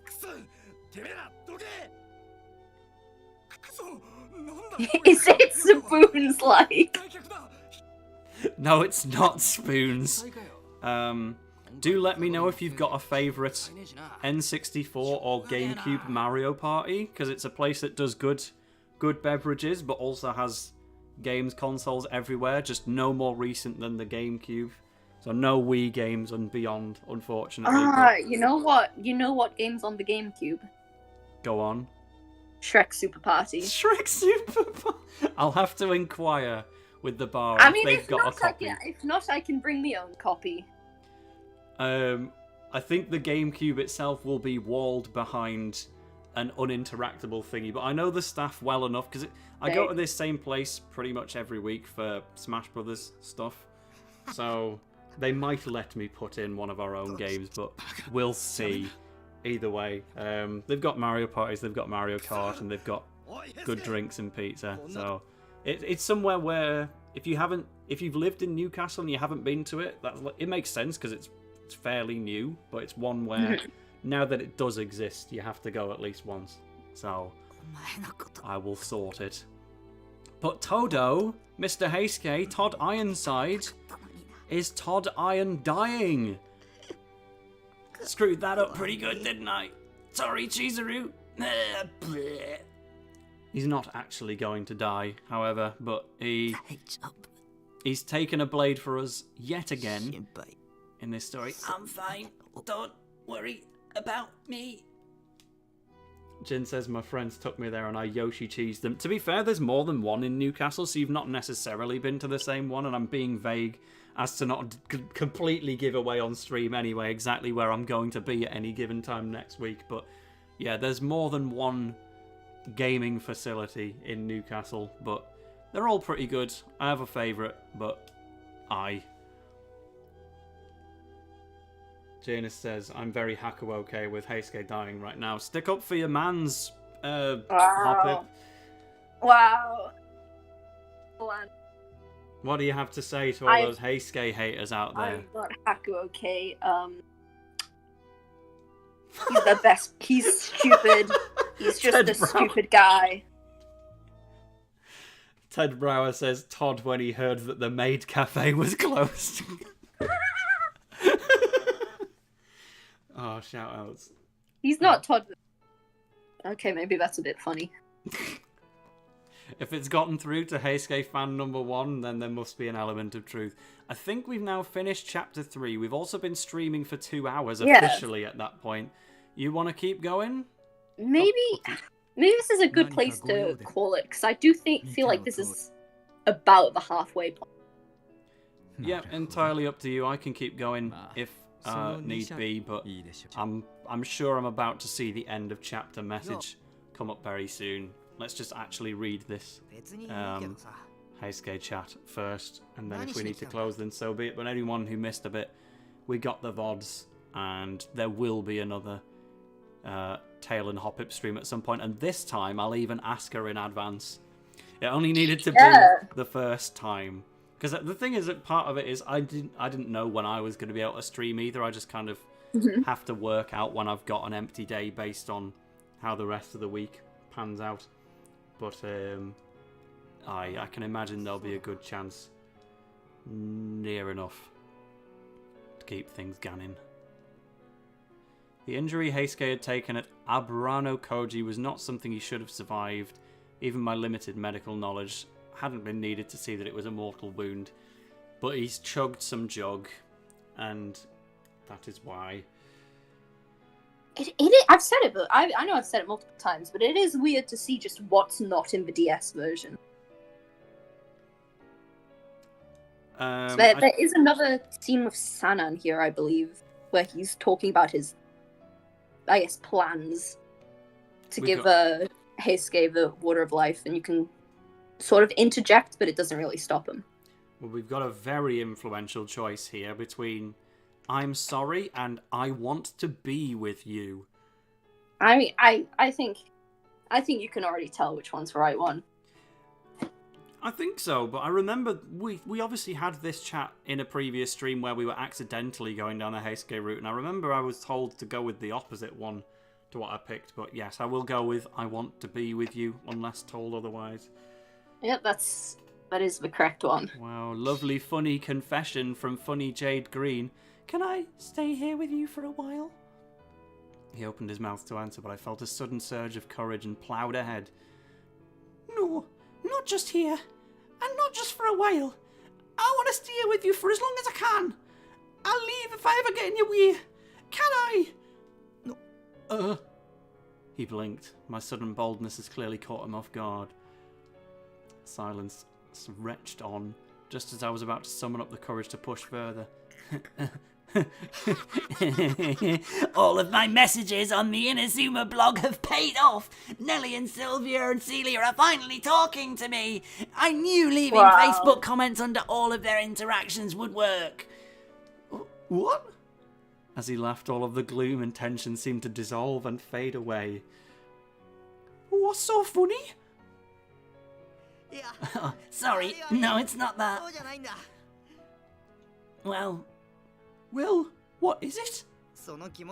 I was just happy, that's all. I don't really know if I'm alive or dead anymore. But even if I haven't got that figured out yet, I do know for sure that I'm different. Todd is now built diff. He was useless, but then he chugged jug, and now he's a star striker. My injuries are all healed, and I can do the stuff I used to do. But my future seems a little bleak. I was kind of freaking out. All sorts of stuff just shaking around in my head, you know? But talking to you really cheered me up. Really? Yeah, you're pretty amazing, Chizuru. Thanks. Oh, that's not really anything you should be thanking me for. Besides, you always used to cheer me up too. Oh, you always cheer me up too. Yeah? Well, I think you cheered me up a little more. He laughed again. His face wasn't the face of a dead man. It was Heisuke's. The Heisuke I remember. Then, can I stay with you? Yeah, of course. Huh, good. Oh, and not just for a little while. As long as I don't get in the way, right? I don't think I could ever think of you as being in the way. Go ahead and stick around as long as you'd like. Really? Yeah, I think that would probably cheer me up the most. And then we've got the blushing art. How's the Geordie accent going, by the way? Have you noticed? Oh, no, I hadn't. I see. I'll continue. I'm quite bad with recognizing accents, actually. I mean, it is still coming out of a bloke, so it was never going to be perfect, but I will continue to strive and improve so that my Chizuru voice in the Heisuke route is Geordie to reflect not Jade Green for Okita, but in fact Heisuke's fan, which is you. Nice. Jin says I should get mod so I can ban people. If you just said I should get mod, I would have done it. But you had to add on the extra words, and now I'm not sure I can. At least not right away. Shin says, why is the protagonist from Newcastle? Because she's behind. Well, at least she recognised the accent, even if you didn't. You've got your answer now, of course. It's because Hop-Up Enjoyer is the protagonist. So, we carry on. Thanks. If I could help him even just a little bit, then I'd be happy. Oh no, the conversation's over! Is it? Yeah. Yeah, like I said, we'll go to the end of chapter 3 and then I will release Hop-Up Enjoyer from her prison and the stream will be over. But Maybe Jin mod can instead be a donation goal. When we hit £15, No, Jin gets mod. There we go. Don't tell her that. Don't tell her that. She will do it. Yeah, actually, you're right. I remember when I set up the £50 or £55 donation drive, that was really meant to cover like multiple streams just as an aspirational goal to work towards. Because it's not like I need the money, right? I've got a job. It's just, funny number go up and serotonin induced and seeing chat feel a collective urge to help one another get something they want. It's that kind of community spirit that feels good. However, when someone pays it all in one go, it's like, well, I'm honoured. I can't believe someone would do this for me. That's incredibly generous, but why would you do that? We were on call. We were on call when that happened. She was like, guys, what if? I'm like, don't do it. And she's like, I'm gonna donate, and I'm gonna say that you told me to. And I'm like, do not do that. This is so true. Well, I'm sure we'll break down all of the lore in the over Bev's war criminal has donated $2 Australian, saying, can you let Hopip talk about Yu-Gi-Oh! Zexal for 30 seconds? So here's your timer. 3, 2, 1, gun. Guys, you should all go watch Yu-Gi-Oh! Zexal. It's really cool and it's really epic, and it has Shark, and he's really cool and really epic, and was my favorite character as a childhood, and I'd rewatch the episodes with him on loop until I could replay them perfectly in my head, and I just play those episodes in my head at school instead of doing schoolwork. Anyway, it's also got Go Go Go Golem, who once per turn, its defense position monster cannot be destroyed by battle. And I think that's it. Yeah, that was pretty much 30 seconds. You did commit the cardinal sin of referring to university as school. But No. I'm talking about primary school here. Oh, because I've got this friend in Spain where they do that as a universal thing. Even when they're in uni and they're talking about uni, they still just call it school. It's like, I'll be in a conversation with my Spanish friend and then she'll just talk about how she's going to school, and I'm like, can we be more specific, please? You're gonna make me sound bad. But yeah, fair enough. I didn't realize Yu-Gi-Oh! was something you'd actually grown up with. I thought it was more of a recent obsession. But to be fair, if you've had a brief Numberjacks hyperfixation, it's probably all deep-seated in childhood. Jin says, Tale of the Toaster, you're lucky I have £1.12 in my bank account right now. Well, it's your fault for going for a posh meal, lol. But no, the first round will be on me when we get Bevs to make up for it. It'll be fine. It does mean I get to influence what you're going to have, though, because I at least know the bar fairly well, so I'll try and pick something good. Janus Greenway, because he's a hater, says that was a mid-pitch, but I thought it was good because you said the word epic at least 4 times. Yeah, it's a very epic word. Janus also says, I have nothing in my bank account. Well, do you have a bank account? Is that the reason? Wait, that means you gave me a £2 donation when at the time you probably had £3.12? Mate, so even when you can only afford to give £2, you're still giving over half of your bank account to Tale of the Toaster. I'm going to have to turn donations off. I think I can't, in fact, take money from you guys anymore. It's funny, though. Meanwhile, Sanan has not got white hair at the moment, but he's still pointing his blade at me, so skip. What a prick.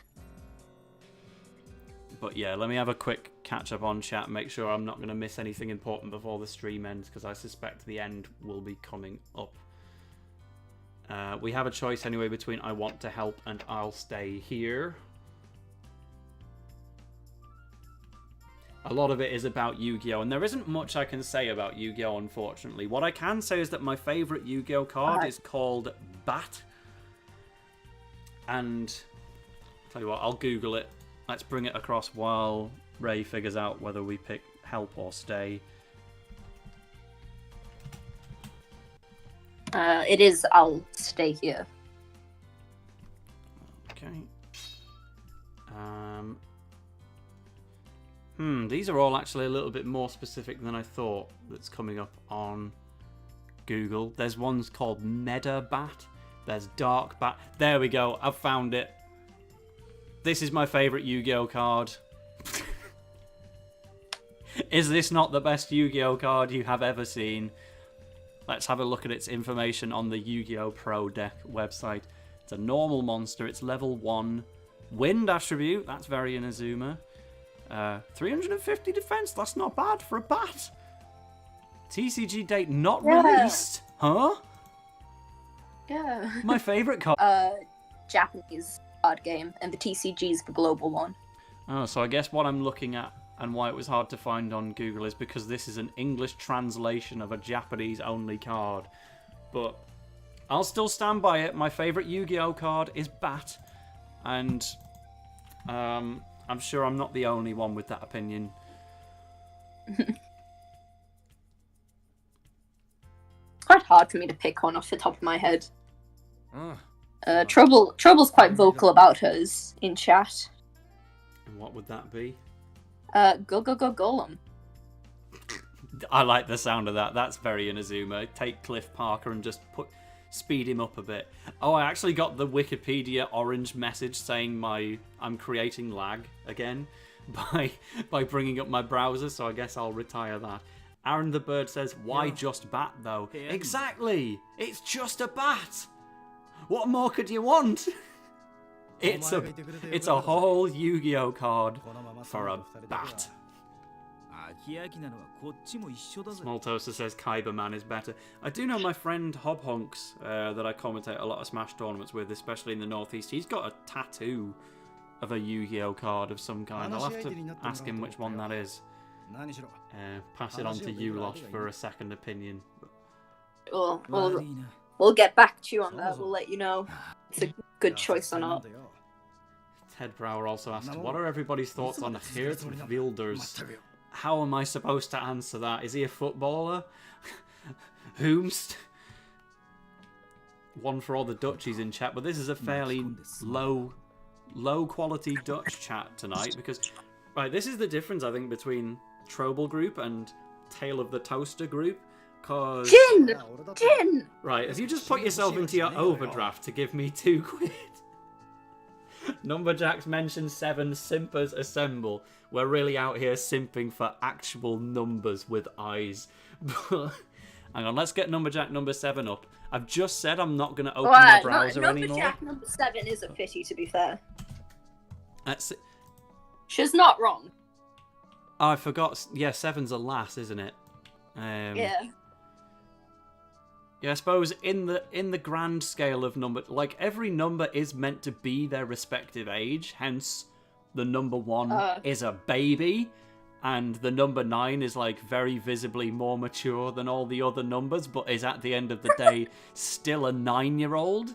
So I'm gonna refrain from too much further comment. But I do know that when I was watching Numberjacks as a kid, 7 was absolutely one of my favourite characters in it. 8 sucked. Let's just get them all up, actually. What? Can you pull up a Numberjack's tier list? Oh, I forgot there was a 0. Oh, 5. Yeah, 5 Yeah, and what 7 were quite age is easy he to then? confuse. Because they were very similar. Number 3 is if you were a Thunderbirds fan, I would call it the Alan Tracy of the show, i.e. the character they put the most emphasis on, failing to realise that they're not actually that well liked because they're young and annoying. But yeah, 3 has like main character syndrome, just like the number 3 Thunderbird 3 pilot Alan Tracy. There we go. But Number 4 is pretty epic. yeah, number 4 is important and deserves it. Number 2, not really involved, but it was kind of fun. Number 6 reminds me of my friend Hobhunks that we mentioned earlier. 1 and 0 are literal babies. They are not really characters in it. I just realised my image of the Heisuke plush is on a higher level than the Numberjacks image. So what I'm looking at right now, you're not even seeing perfectly. Let me move Heisuke down a bit. Oh, while we're talking about Numberjack, number 6 looks like James Corden. Yes, number 6 does look like James Corden, and so they are ruined forever, unfortunately. But, you know, I think I agree with you that 7 might actually be the best character. Like, 9 would have potential, but she's just not in it at all. Like, the higher you go, the less likely they are to appear, or 1 and 0 and 2 aren't in it. It's like 3 to 7 is the range where you might actually see them, and then 8 and 9 are bit parts, but... Spooky Spoon, though. Spooky Spoon's got it going on. And then here's just Toy Story villain adapted into Numberjacks, the Puzzler. But I wish I still had my Numberjacks DVDs.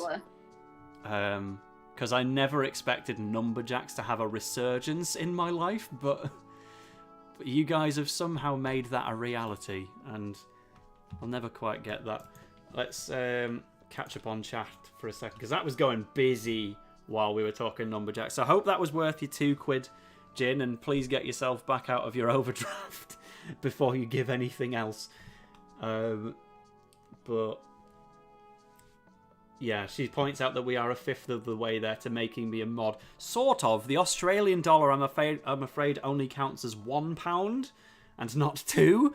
We have to go by GBP, but I appreciate it nevertheless. Jin says, I asked my brother for £5 just now. It's fine. I'm at the point where I've been on Instagram long enough that your brother's artwork has appeared on my timeline, and I'm like, I can't take money from somebody that I just barely am like consciously aware of now. If it's art on your timeline, I think that's the younger sibling, actually. Oh, is there 2 siblings? Fair enough. Yeah. It was a Blue Lock drawing, because I'd literally just been watching Blue Lock with my mate in Spain that day, and then I went on Instagram, and I'm like, oh hey, here's this really detailed ego drawing from the show we just watched. But it was really bloody good, I can say that. Apparently the entire Jin bloodline is just sick at art. And I think it's kind of funny that your friend group only has 1 artist, because usually when you get to that size, there's always at least 2 that are like semi-competing, but you've just purely got the 1. But you've also, the original point that I was getting to ages ago is that you don't have any Dutch people, which is wild for English-speaking Inazuma, because you know that my YouTube audience is more Dutch than British, right? It's like a close-run thing. But I do have more Dutch viewers than British ones by a small amount.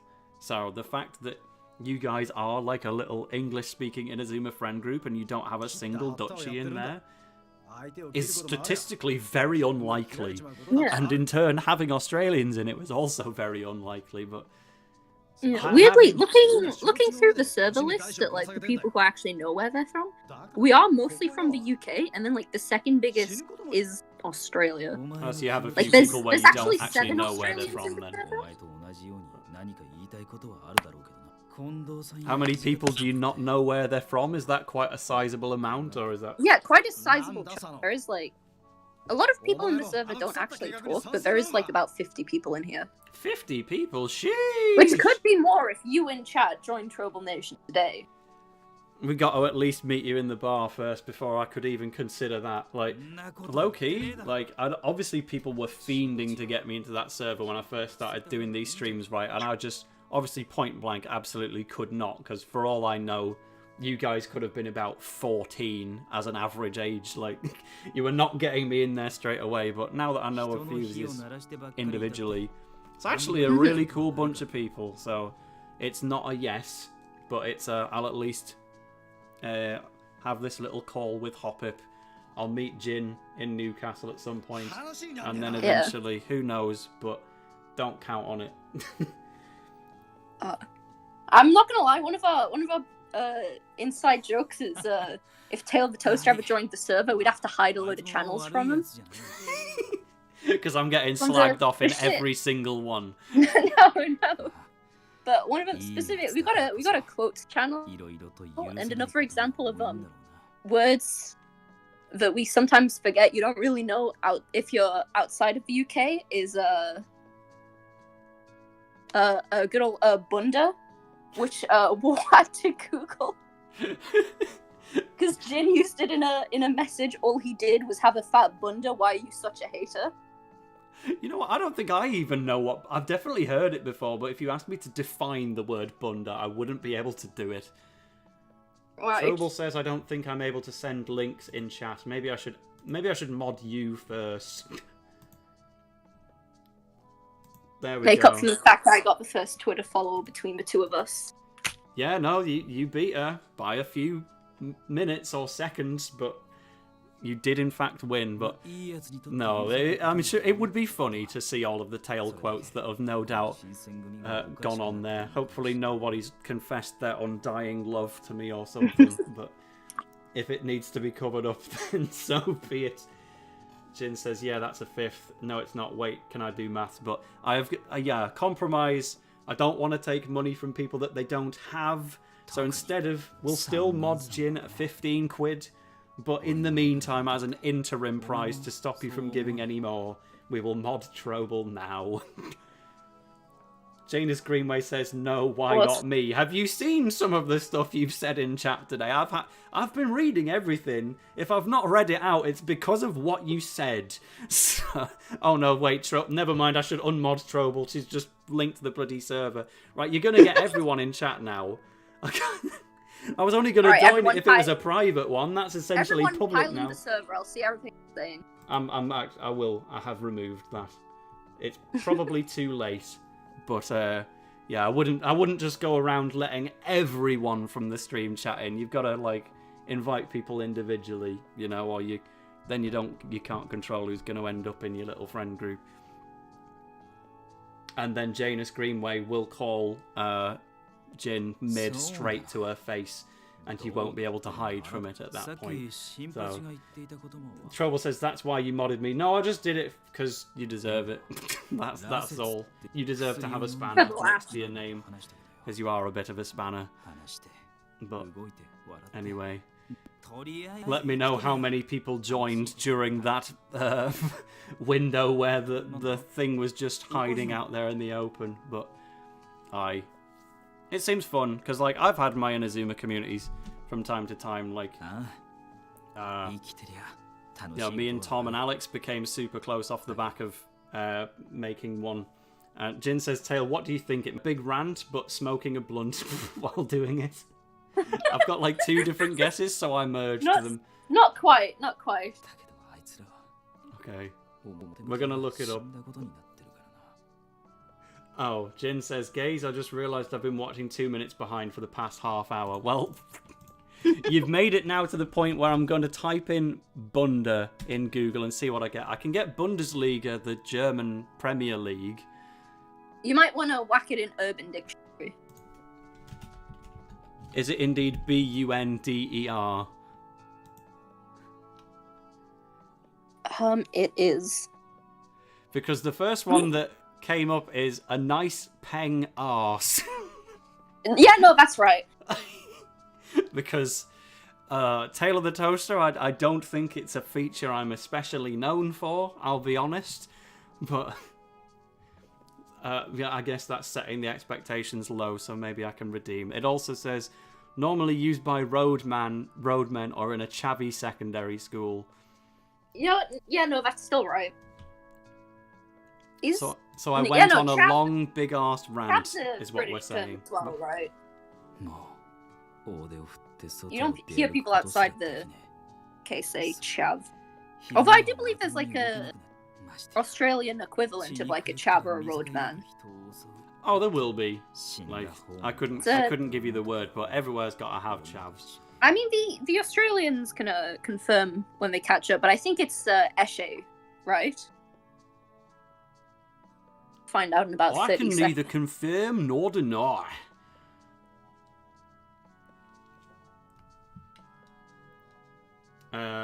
Ted asks for how much longer will we stream? Until the end of the chapter, which we think is coming up extremely soon, but we've also been saying that for the past 23 minutes, so maybe I'm a big fat liar. Sorry, a big bunda liar. Male-female harada.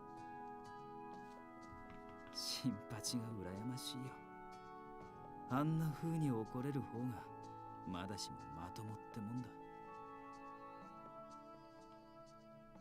Male female Harada is another big thing you'll hear on the Trobal chord when it comes to Hakuoki.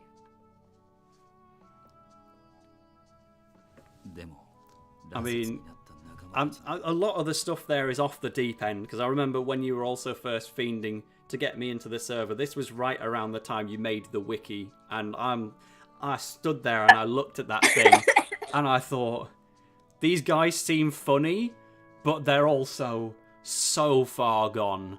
Like, who goes into this level of detail? It definitely looked like the spiels of a friend group that was on average about 15.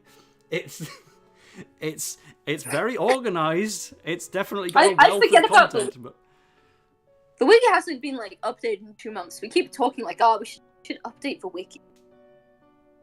There sure is a wiki. Like, I've had my in-jokey wiki times as well, but I'm also quite an actual wiki editor as well on like Robot Wars wiki and Smash wiki and stuff, so I could never play along with the jokes too long before I started getting serious and actually fixing stuff. I remember there was one time Emily Inazuma Yoshi actually made an English Inner-Tubers wiki with detailed pages specifically for me and Tom and some of the other ones who were active at the time. We haven't actually made it to chapter 4 now. Nice. I think it got auto-deleted due to inactivity, or because she just deleted it on purpose. But yeah, there we go. We finished the chapter. Funny. I've got the wiki up now. We've got Trobal the animation on there, which I'm not gonna lie, I forgot that we actually did come up with a plot synopsis for all 24 episodes. It was except very episode 11, thorough. where the plot synopsis is just the word filler. I went on there because people told me there was a Tale of the Toaster article, and I'm like, yeah, sounds funny. I'll have a gander then. And then there was so much. It was so detailed. I thought this reeks of excess spare time. but it's one of those things that everyone's got to do at some point in their life. Yeah. Like, I've had my silly wikis as well, and if people were still editing it now, I would be concerned. But because it's just one of those whirlwind little adventures, yeah, funny thing to have. No, I reckon Trobal Nation, after this we all hop in VC and we update the wiki. Yeah, it can have a little renaissance. Everyone who joined the server through the 2-minute link, I guess, gets an article now. Oops. But yeah, no, it's wild to think it's like 50 plus people, because I thought I'd met everyone at this point, and when Jin sent that letter, We've got a lot of everyone people was who like are in the server specifically that just shouted out. to be fair. But anyway, it is 9:28, so we're coming up to past. We have set up chapter 4 for next time. So this has been lovely. It's been fun, but I guess Miss Ray, you've got to say your goodbyes now to all the lovely chatters, both the ones you know and the ones you don't. Alright, well, goodbye, Tale of the Toasters stream chat. It's been very lovely. Very thoroughly worded. And a TTFN from me as well, Bunder of the Toaster, who will at some point in the future do another Hakuoki stream with Ray, and we'll get further into the Heisuke route, if not finish it. It'll probably take another 2 streams if the Okita route was anything to go off.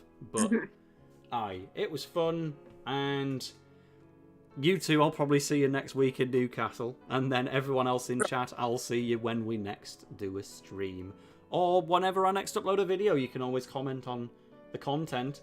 I can't actually, some of the level 99 Galaxy videos that are coming out, I'll be sure to alert you Trobal people specifically, because there is you can basically tell, like, a lot of them are recorded quite a while ago, but there is a specific point where it was very much overlapping with the Hakuoki streams, and there's a lot of crossover jokes. So when it starts to get appealing to your interests in particular, I'll tell you when we're in that arc of the level 99s. We're in the Hakuoki arc. We'll enjoy that a lot in particular. But for everyone else who's just a normal Inazuma fan who likes Xavier Foster because he's got Celestial Smash, I'll see you in the next level 99 route, which will be up in, I think, 2 days. Right, bye everyone! Bye!